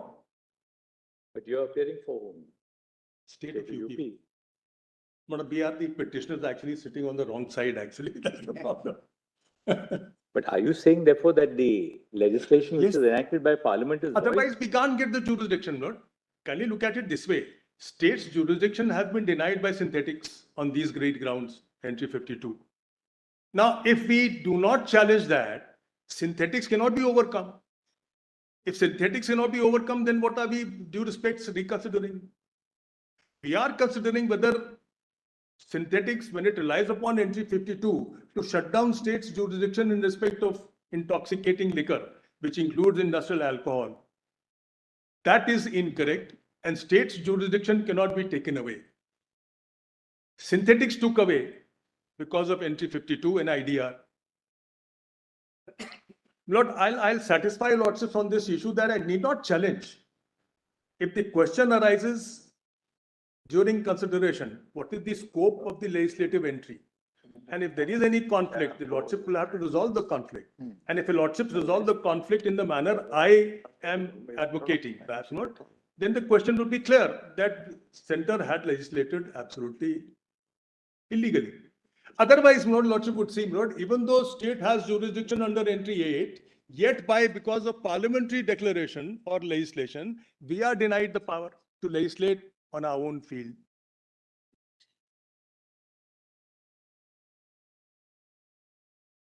Lord, whatever is troubling Lordship that no one has challenged IDR, Lord, was answered by ITC. Legislated. Exactly. On an industry which falls within the scope of entry 8 of list 2. Exactly. Because alcohol. Well, that is assuming it falls. My Lord, the industrial alcohol, if it is part of intoxicating liquor, then what Lordship is saying is correct. But if it has, then what will be the consequence? And the aspect that is troubling a Lordship, sir, that since no one has challenged IDR and it has been prevailing, then what can be done? But that is answered by ITC. We need not challenge it. When Lordships determine the scope of the entries, then the power of the state with respect to its own entry cannot be declined because Parliament has declared something. Otherwise, tomorrow Parliament will take over gas and gas works. Then what happens? See, because Article 246(1), it begins with a non-obstante clause, Right. notwithstanding anything contained in clauses 2 and 3. Right. Clauses 2 is with regard to state list. Clauses subject 3 is with regard to, clauses 2 is with regard to concurrent list. Clause 3 is with regard to state list. Notwithstanding anything contained in the concurrent list and the state list, Parliament has exclusive power to do it with regard to union list. Right. Now, let me explain it this way. Lordship saw in that case of Lord Jayant Verma, the word notwithstanding is a concept which only emerges when there is an irreconcilable conflict. First, the effort should be to reconcile the conflict if it appears. The Parliament may have legislated on A entry or B entry. But the fact is, what we have to see is whether that legislation is within its field or not. And likewise, state legislation within its field or not. Now, when we find that there are two entries which are overlapping, for instance, industry, Yes. gas and gas works, they were overlapping the court found in McDowell as well as Calcutta Gas. Now, if they were overlapping, then lordships have to evolve some principles of harmonious construction. Notwithstanding The other harmonious way would be to say that yes, the state does have the power over intoxicating liquor. Right. But once there is a declaration made by Parliament under entry 52, that power is then taken. your power is denuded. Then which means entry 8 list 2, even though it has not been made specifically subject to entry 52, it becomes subject to like entry 24. So what are we saying is that we are reading word subject to in entry 8, which perhaps it is not open to read. Then what is the meaning to be given to the expression notwithstanding anything contained in Article 246(1)? I'll answer that. Notwithstanding means in case the conflict is irreconcilable harmoniously, then in that even parliamentary entry would prevail over the state entry. But the fact is, when your lordships can reconcile harmoniously, as lordships have done in the case of McDowell and Calcutta Gas, then perhaps notwithstanding clause would not operate. That is the question. No, but in every case, whether we can narrow the scope of the expression industry in entry 52 list 1. Not entry 24 list entry 1. 52 list 1. For that, the answer was there in this McDowell's case. Entry 52 draws from entry 24. Now, what we have to see, what is the position in the state list with regard to word industry in the state list. Now, in the state list, industry means what that has been determined in Calcutta Gas as well as McDowell. It means only manufacture. It would not include entry 26, 27, or any other entry that is not subject to it. For instance, Calcutta Gas entry 25, that is also an industry, like entry 8.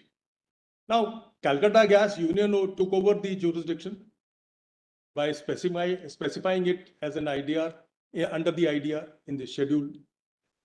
Now, despite the fact they had specified in the IDR the gas and gas works, yet the court said when we look into the entries that are there, what appears to be is that the word industry in state list would exclude those entries which are independent of and are not subject to entry 52. For instance, gas and gas works is not subject to. But if the Parliament can still take it over, then what is the point in specifying 25 list 2 separately? It could have been there in the word industry. Right. So long it is not taken over by the parliamentary law, it will remain with the state list. But once it comes under the IDR Act, what happens? I think there's one thing which has been missed. I would submit with due respect. Not so long it is not taken over, but what can be taken over is only what is there in industry. That is entry 24. It cannot take over something which is not there in entry 24. Now, our submission is, with the support of McDowell and the other cases, that entry 24 will not include entry 8. That is what McDowell says. And it will not include entry 25. That is what Calcutta Gas says. If word industry does not include that, then you can't take it over. Parliament cannot take it over. Power of Parliament is not entirely, absolutely wide and expansive. Parliament's power cannot run amok over the state list, except so far as word industry in entry 24 is concerned. So it is 24 only which is subject to deprivation on the declaration. No other entry. Other side on that. Read something. What else now remains? I really wanted to read this judgment note, which is this ITC note 2002, volume 9, SCC 232. 2002, 9 SCC 232. This is volume 5, PDF page 1597. This would clarify all the queries that have fallen from your lordships, and therefore I wanted to.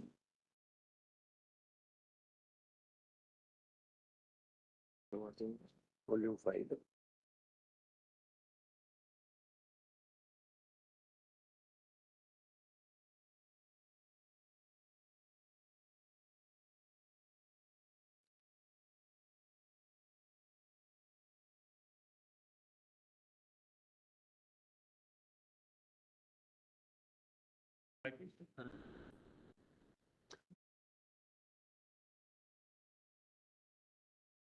If I may indicate the paragraphs, para 10.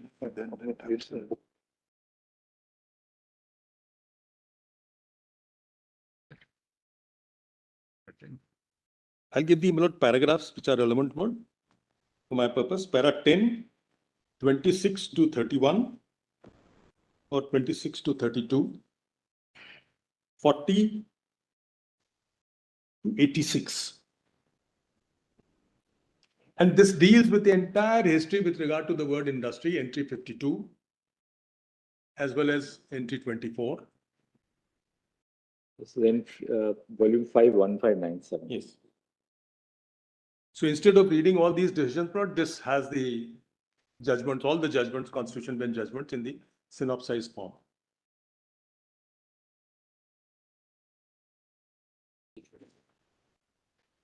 To give the gist of the dispute note,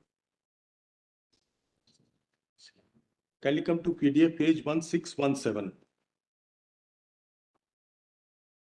Now, in this case, the minority judgment holds the in favor of the union that the incidental encroachment would take away the power of the state.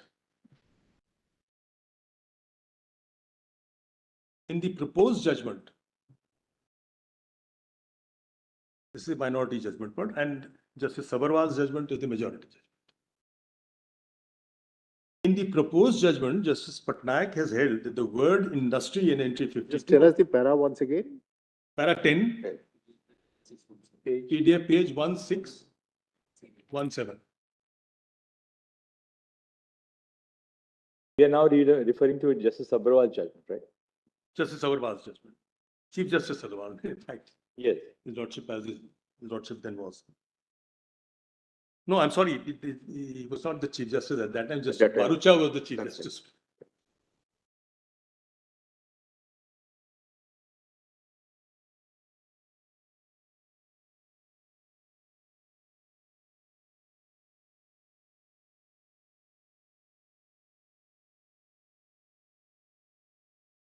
In the proposed judgment, Justice Patnaik has held that the word industry in entry 52 of union, and by the way, Lord, this will answer the other question too, completely. This will answer the other question too. Therefore, I chose this decision, Lord, that will save time.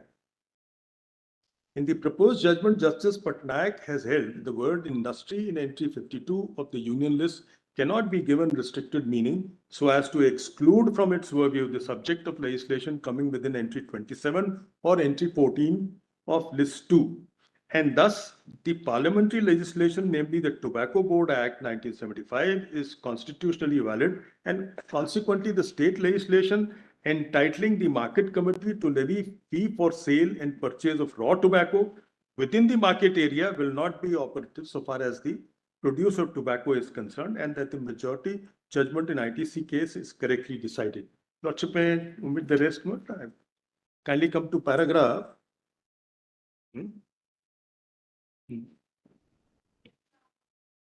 Paragraph 26. It is PDF page 1621.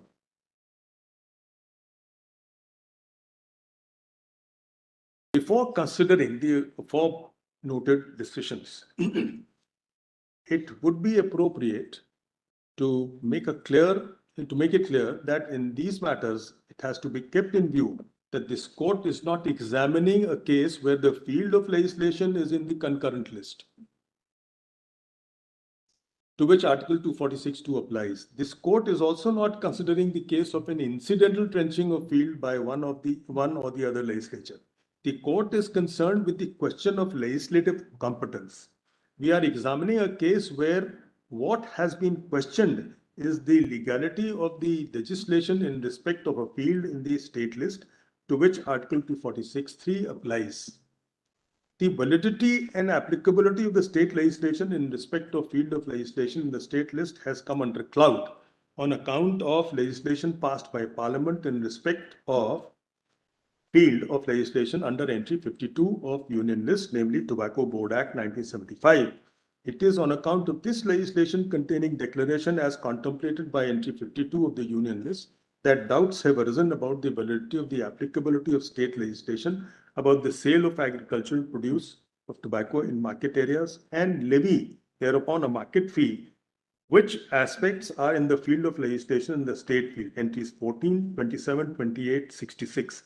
Entry 24 of the list 1 is subject to entry 7 and 52 of list 1. We are not concerned in these matters with entry 7. The question here is to the effect of as to the effect of transfer of field of legislation under entry 24 of state list to the union list, entry 52, on other fields in the state list, namely field of legislation under entries 14, 27, 28, and 66, and what in fact can be transferred. That's the question we are concerned with in this case. Now they refer to Bajnath KDM, not Lordship omit that. 28 also, Lordship omit that. Not. Kindly come to 31.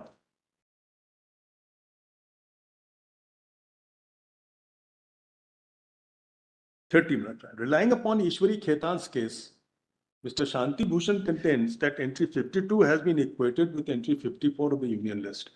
Both sides have relied upon Ishwari Khetan. Let us examine that case. In the Ishwari Khetan's case, the contention urged was that Parliament has made the Industrial Development and Regulation Act 51, for short IDR Act, in entry 52 of list 1 declaring control of sugar industry, and that industry goes out of entry 24 of list 2, and therefore the state legislature is denuded of the legislative powers in respect of sugar industry, and the impugned legislation was with respect to acquisition of sugar undertaking in sugar industry. The Attorney General has contended that the power to acquire property was derived from entry 42 of list 3. Ishwari Khetan's case involved a determination or scope of entry 52 of list 1 and entry 24 of list 2 only. The scope of these entries with respect to entries 26 and 27 of list 2 and entry 33 of list 3 did not fall for consideration. Paragraph 7, 8 and 11 of Ishwari Khetan, the Constitution Bench repeatedly pointed out that declaration in entry 52 of list 1 denudes the state legislature of the power to legislate under entry 24 list 2 only. Can you notice this one? Only. It was notified that sugar was declared industry. It was noticed, I'm sorry. The question posed was that it is however correct to say, is it however correct to say that once a declaration is made as envisaged in entry 52 of list 1, that industry as a whole is taken out of entry 24 list 2? The answer given by the Constitution Bench was that it is not correct to say that once a declaration is made in respect of industry, that industry as a whole is taken out of entry 24 list 2. It was said that the industry as a legislative head finds place in entry 24 of list 2. The state legislature can be denied legislative power under entry 24 to the extent Parliament makes a declaration under 52, and by such declaration Parliament acquired power to legislate only in respect of those industries in respect of which declaration is made, and to that extent as manifested by the legislation incorporating the declaration and not more. Lordship would recall, initially Lordships had posed this question that entry 52 does not use the word to the extent. The bench further said that the legislative power of the state under entry 24 list 2 is eroded only to the extent the control is assumed by the union pursuant to the declaration, and the state legislature which is otherwise competent to deal with industry under entry 24 list 2 can deal with that industry in exercise of other powers enabling it to legislate under different heads set out in list 2 and list 3, and this power cannot be denied to the state. The extent of parliamentary legislation can only was seen only to determine how much is taken out from entry 24 list 2, and not for the purposes of laying down any principle that parliamentary legislation has to be seen to determine the extent of control and delineation of the power of the state legislature.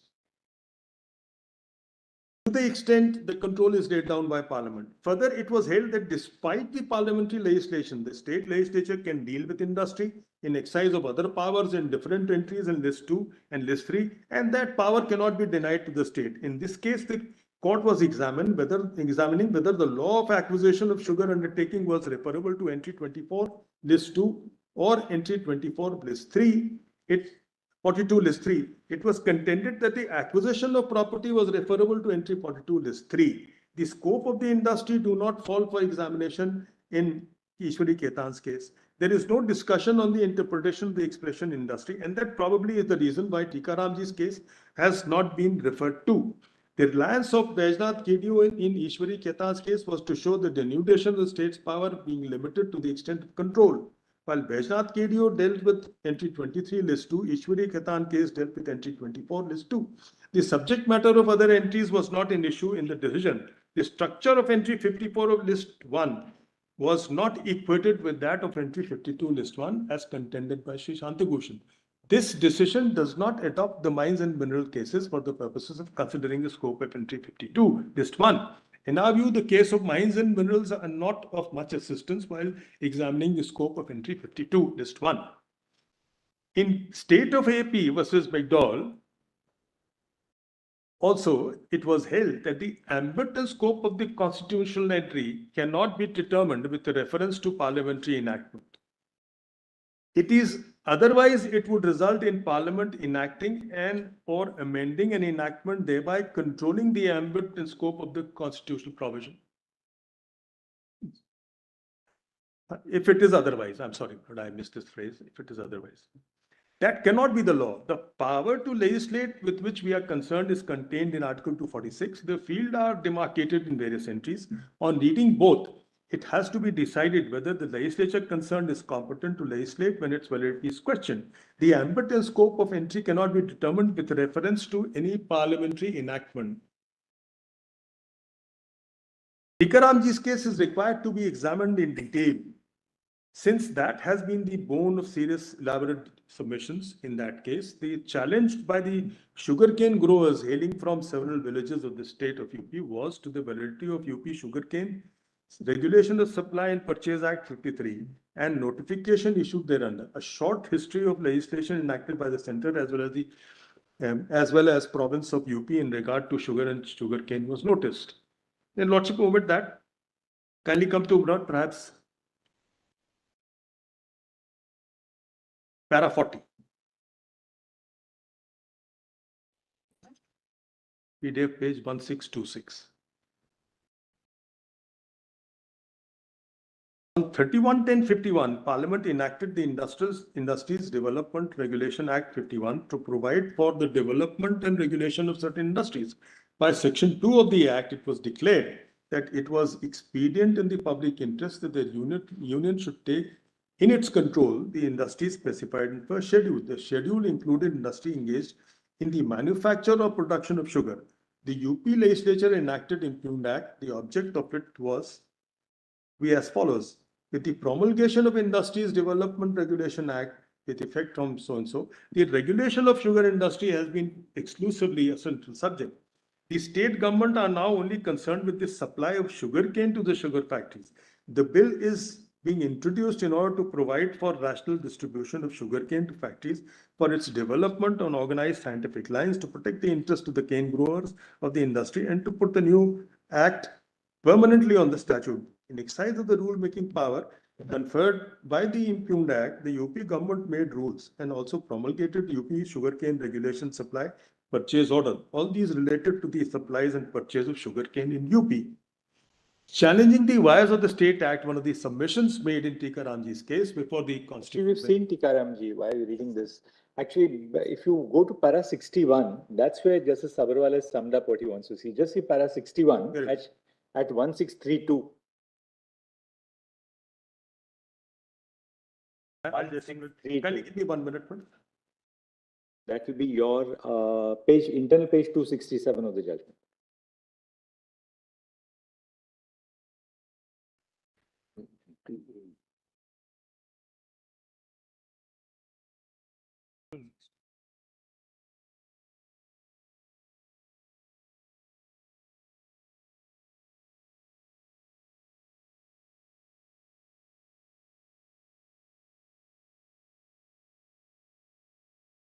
For that. Sabharwal says this at, let's see Placitum C at page 1632. Placetum C, if you have the same copy. Placetum, may I should then just give it to Mr.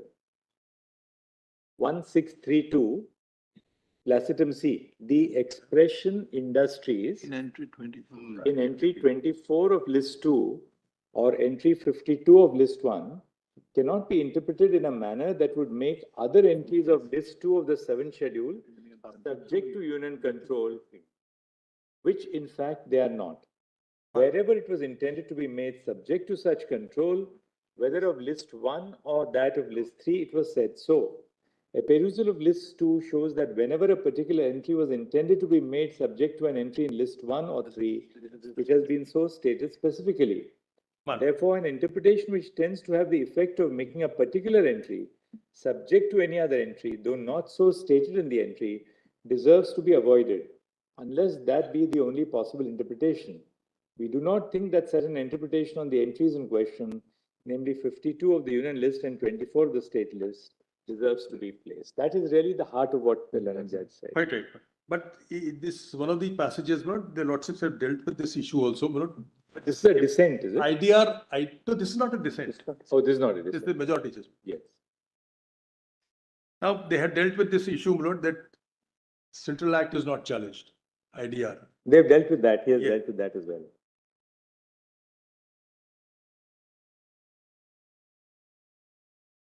Learned judge says that if and when it is challenged, No, it's come expressly. I'll show.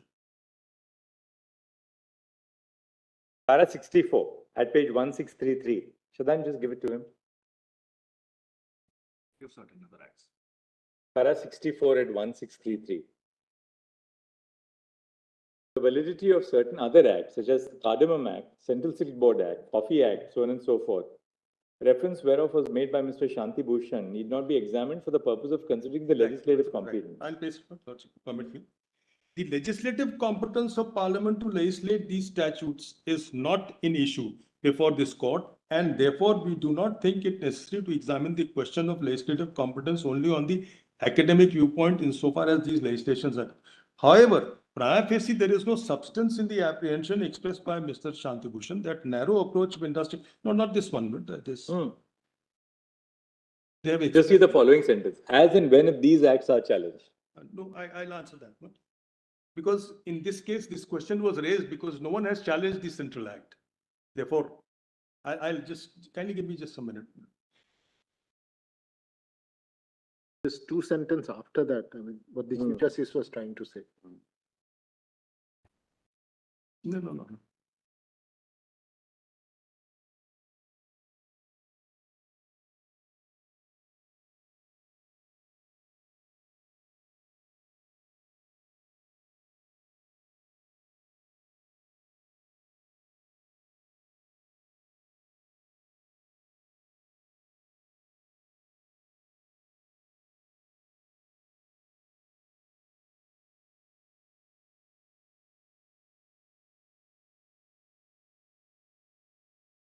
I'm not cut it out and give it to you lots. But hey, take look,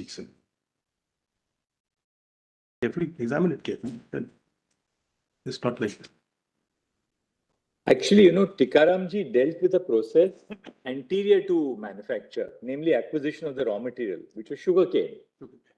They said that the acquisition of the raw material would not be comprehended within the expression of the word industry under entry 52. not the end, even the end product. Right. In our case, entry 8 covers not just intoxicating liquors, but it covers Production and manufacture. Possession, transport, purchase, Everything. and sale of intoxicating liquor. So really speaking, entry 8 would cover the entire gamut of entry 52 as well. That's what McDowell says. That's why a specific entry having been made by the founders of the framers of the Constitution, the entry 8 must govern. Para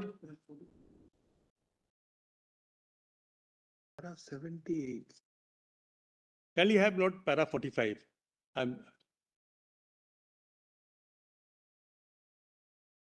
Can you have para 45?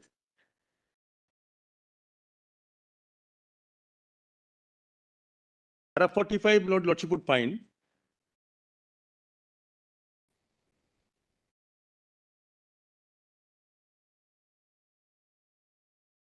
And in this case, they struck down the IDR specification. Even though, kindly have para 45. Two, the challenge was to the wires of the state legislation. That is page. Not parliamentary. Yes. And not to the parliamentary legislation. But at the same time, the entire basis of challenge was that in respect of sugarcane, only Parliament had the power to legislate on account of field being covered under entry 52 list 1. The sugar industry having been included in the entry and the connotation of industry being very wide to include in it raw materials and sugarcane as well. Thus, the exclusive power of Parliament to legislate was urged as the main ground to seek invalidation of the state legislation. The field of sugarcane is not available to the state legislature to legislate. That's what was argued.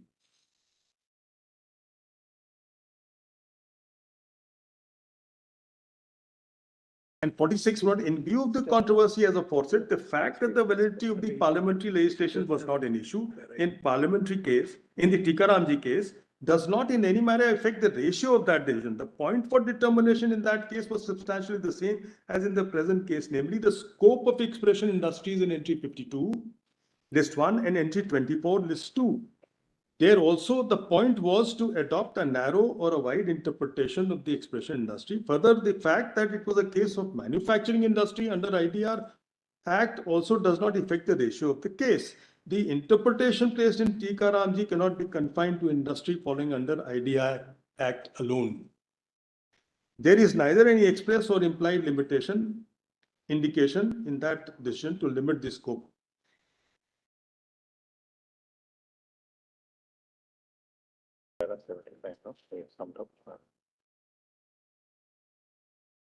Then kindly have 50, which is important.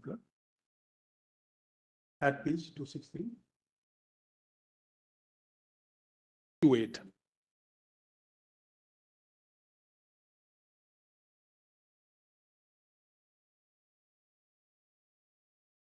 Parliament.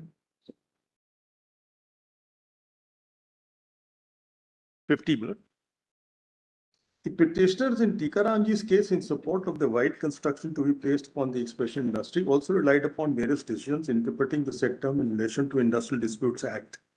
What we are concerned here is not the wide construction to be put on the term industry as such, but whether the raw material of an industry which forms an integral part of the process are within the topic of industry which form the subject matter of item 52 list 1 as ancillary or subsidiary matters which can fairly or reasonably be said to be comprehended in that topic, and whether the central legislature while legislating upon sugar industry could acting within the sphere of entry 52 of list 1 as well legislate upon sugarcane. This court said if the legislation with regard to sugarcane came within the exclusive province of central legislature under entry 52 of list 1, the enactment passed by the provincial legislature would be ultra vires, it was said. Lordship, may kindly come to the next one. Lordships have already seen the gist of all these cases. Now, kindly come to para 57. Para 57. 1630.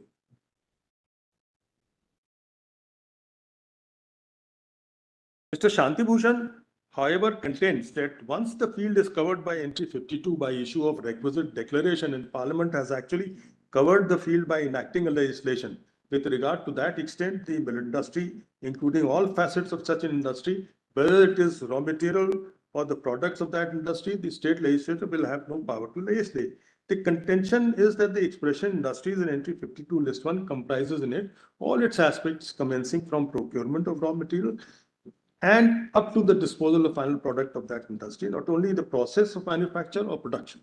The submission of Learned Counsel is that the expression industries in the entries entries under consideration is not given such interpretation. It would denude the Parliament of the real object of control and such industry, in particular, in public interest, which is of paramount importance. As against this, the contention of the Other side is that the acceptance of a viewpoint propounded by Sri Shanti Bhushan would mean denuding the state legislature of the power to legislate in respect.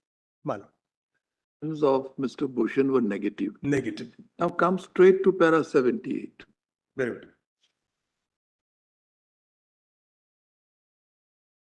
Why do they say so? Come to 78. Madam.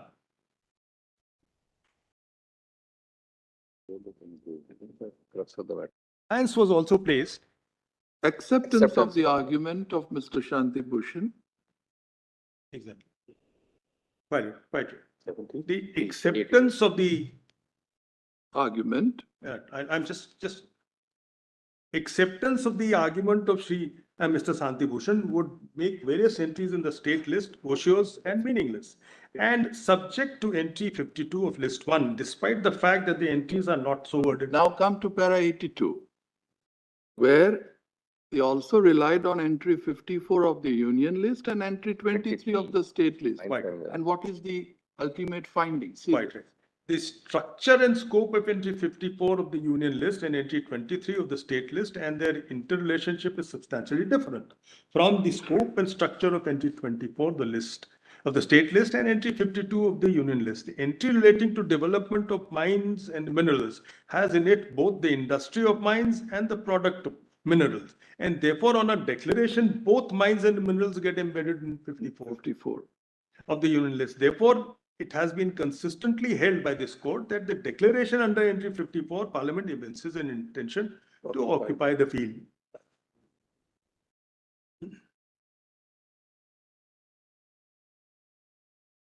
Then kindly have the next one too.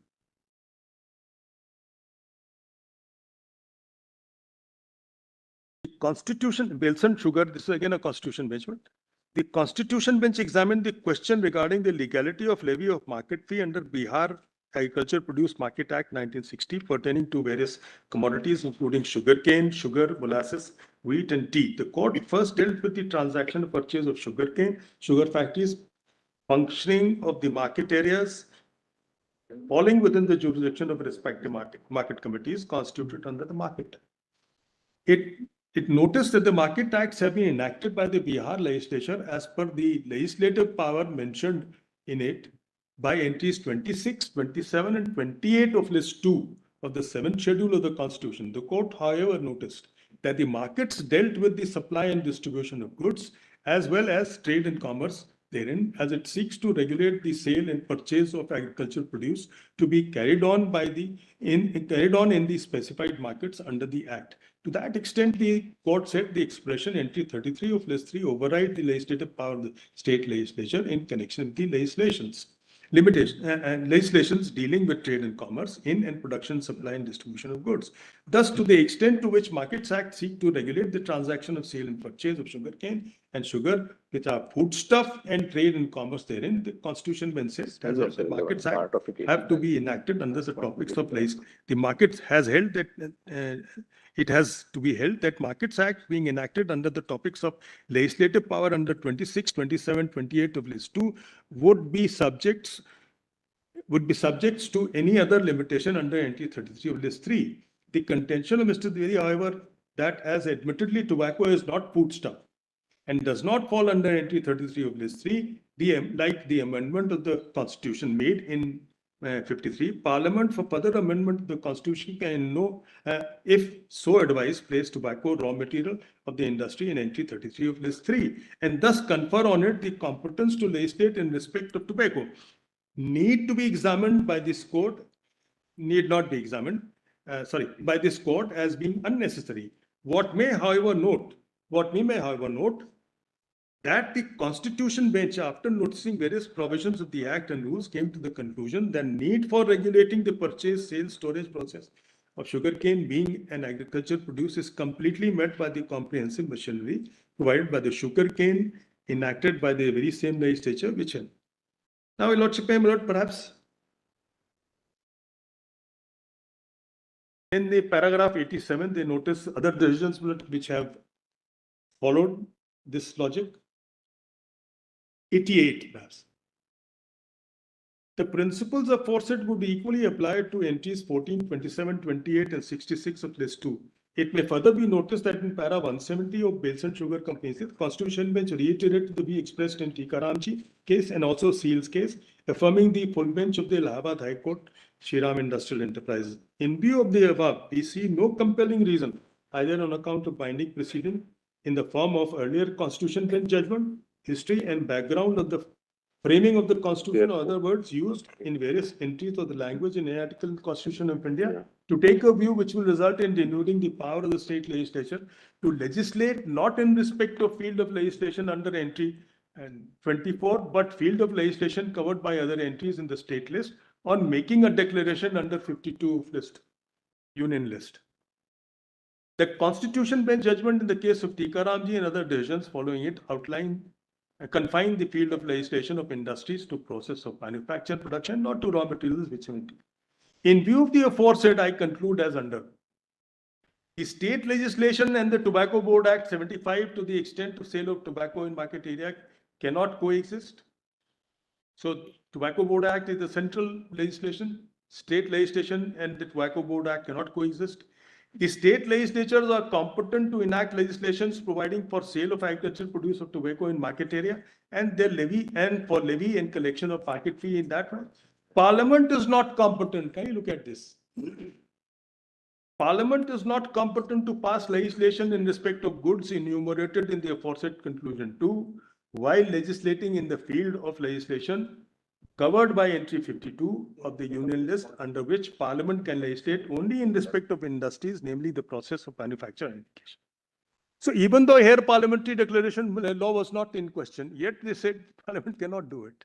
A declaration was issued. But as I said, once the lordships come to the conclusion that the scope of the entries is to be delineated, you can't delineate that in the light of the parliamentary legislation. Then again, the question would be under which entry the law falls. And if lordships come to the conclusion that encroaches on the state list, it has to. And that is where the question of lordship in Jain Verma's case, the dominant legislature will always have the power, despite the fact that there is a parliamentary legislation covering the ancillary incidental. Justice Rumapal's judgment from para 110 onwards, a very, very, illuminating. Lordship may also have para 94. 94. Which had come earlier, but then I would. For 1647. But 94 is very clear. No? Right. Although Parliament cannot legislate on any of the entries in state list, it may do so incidentally while essentially legislating within the entries under union list. Conversely, the state legislature may encroach on the union list when such an encroachment is merely ancillary to an exercise of power intrinsically in the state list. The fact of encroachment does not affect the wires of the law, even as regards the area of encroachment. This principle, commonly known as doctrine of pith and substance, does not amount to extension of the field of legislation. It's important. It does not amount to extension of the field of extension of the legislative fields. Therefore, such incidental encroachment in either event does not deprive the state legislature, in the first case of Parliament, in the second, of their exclusive powers under entry so encroached upon. In the event incidental encroachment conflicts with the legislation actually enacted by the dominant power, the dominant legislation will prevail. Now I'll tell you, as we are rising today, that really that is the heart of what we have to consider. That's something which is worrying me, and we're still open on this aspect. Well, I thought I had closed it down. No. Just maybe 5 minutes tomorrow on this. Then the process of reflection never stops until the last word is said. Tikaramji said that the word industry means the process of manufacture or production, and that it does not include the raw materials used in the industry or the distribution of the products of the industry. Distribution of the products is entry 26 and 27. Raw materials is not covered by entry 52. That is Tikaramji. If you come down now to ITC, which we are reading, ITC dealt with the market fee, the market fares, because it was the Agricultural Produce Market Committee. Justice Rumapal and the other judgment, Justice Sabharwal, says that applying the logic of Tikaramji, the regulation of markets and fairs under entry 28 Are not subject to entry 52. are not covered by industry, 52. are not covered by industry. Yeah. Right? And therefore, entry 66, the power to levy market fees is preserved for the states. That is ITC. The real problem which the conundrum which we face is this, that entry 52 covers production, manufacture expressly, right? Entry 8 covers production, manufacture expressly. So there's a complete overlap between entry 52 and entry 8. Now, one answer to that is this, that if you read, therefore, both of them as overlapping and entry 52 as having predominance, then entry 8 is rendered odious. But where the two entries are so completely overlapping, because both cover production and manufacture, entry 8 expressly, entry 52 by interpretation that we have placed in Stikaramji, then what will prevail? No. Can we have entry 52 once again? For a moment, just a minute. Entry 52. You see, Tikaramji and all the cases subsequently were able to skirt around this issue because there was no absolute overlap. Tikaramji was, before, then, this last judgment is after markets and fees.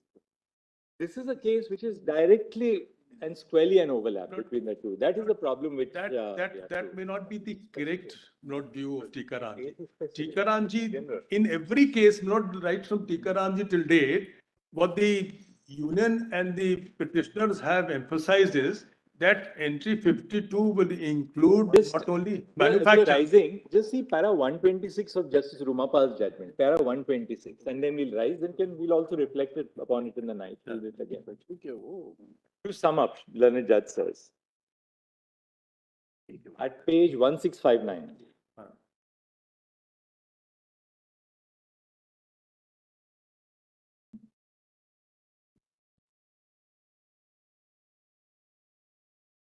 To sum up, the word industry for the purposes of entry 52 of list 1 has been firmly confined by Tikaramji to the process of manufacture production only.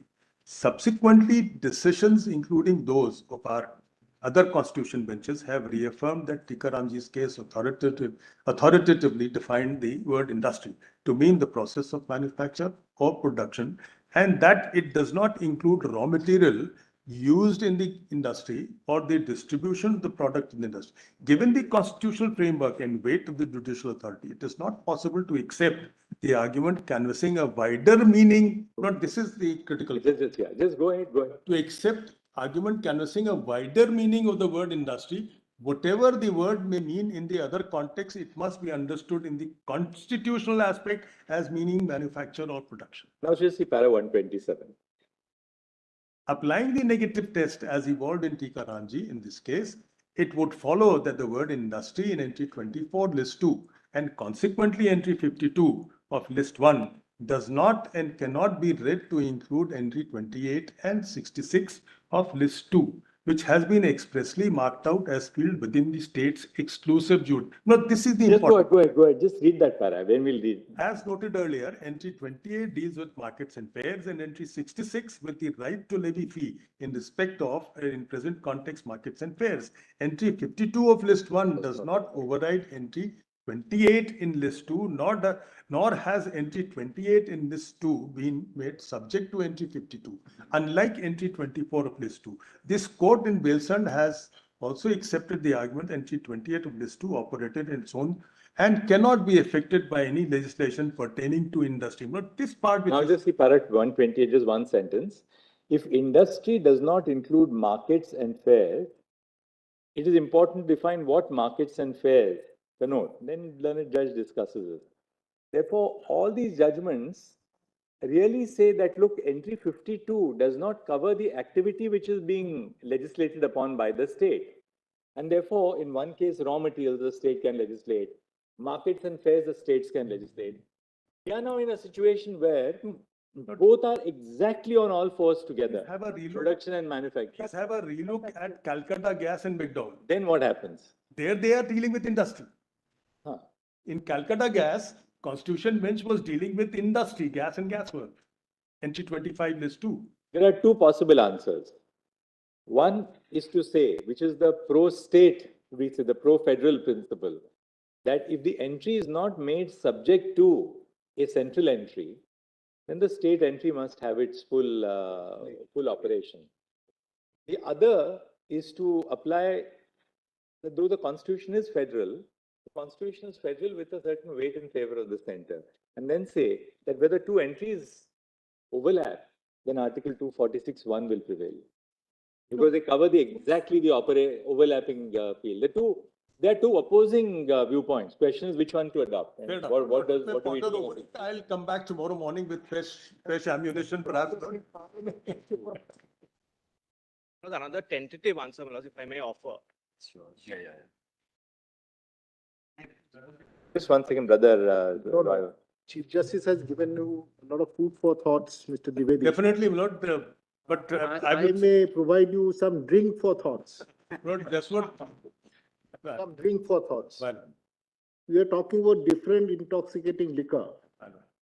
Some require aging, some does not require aging. Right. Some are fair, some are dark. But perhaps it may not be comprehensible to some members of the bench. Would material exhibit help? The best thing would be, Lord, to send a bottle to each one of the lords.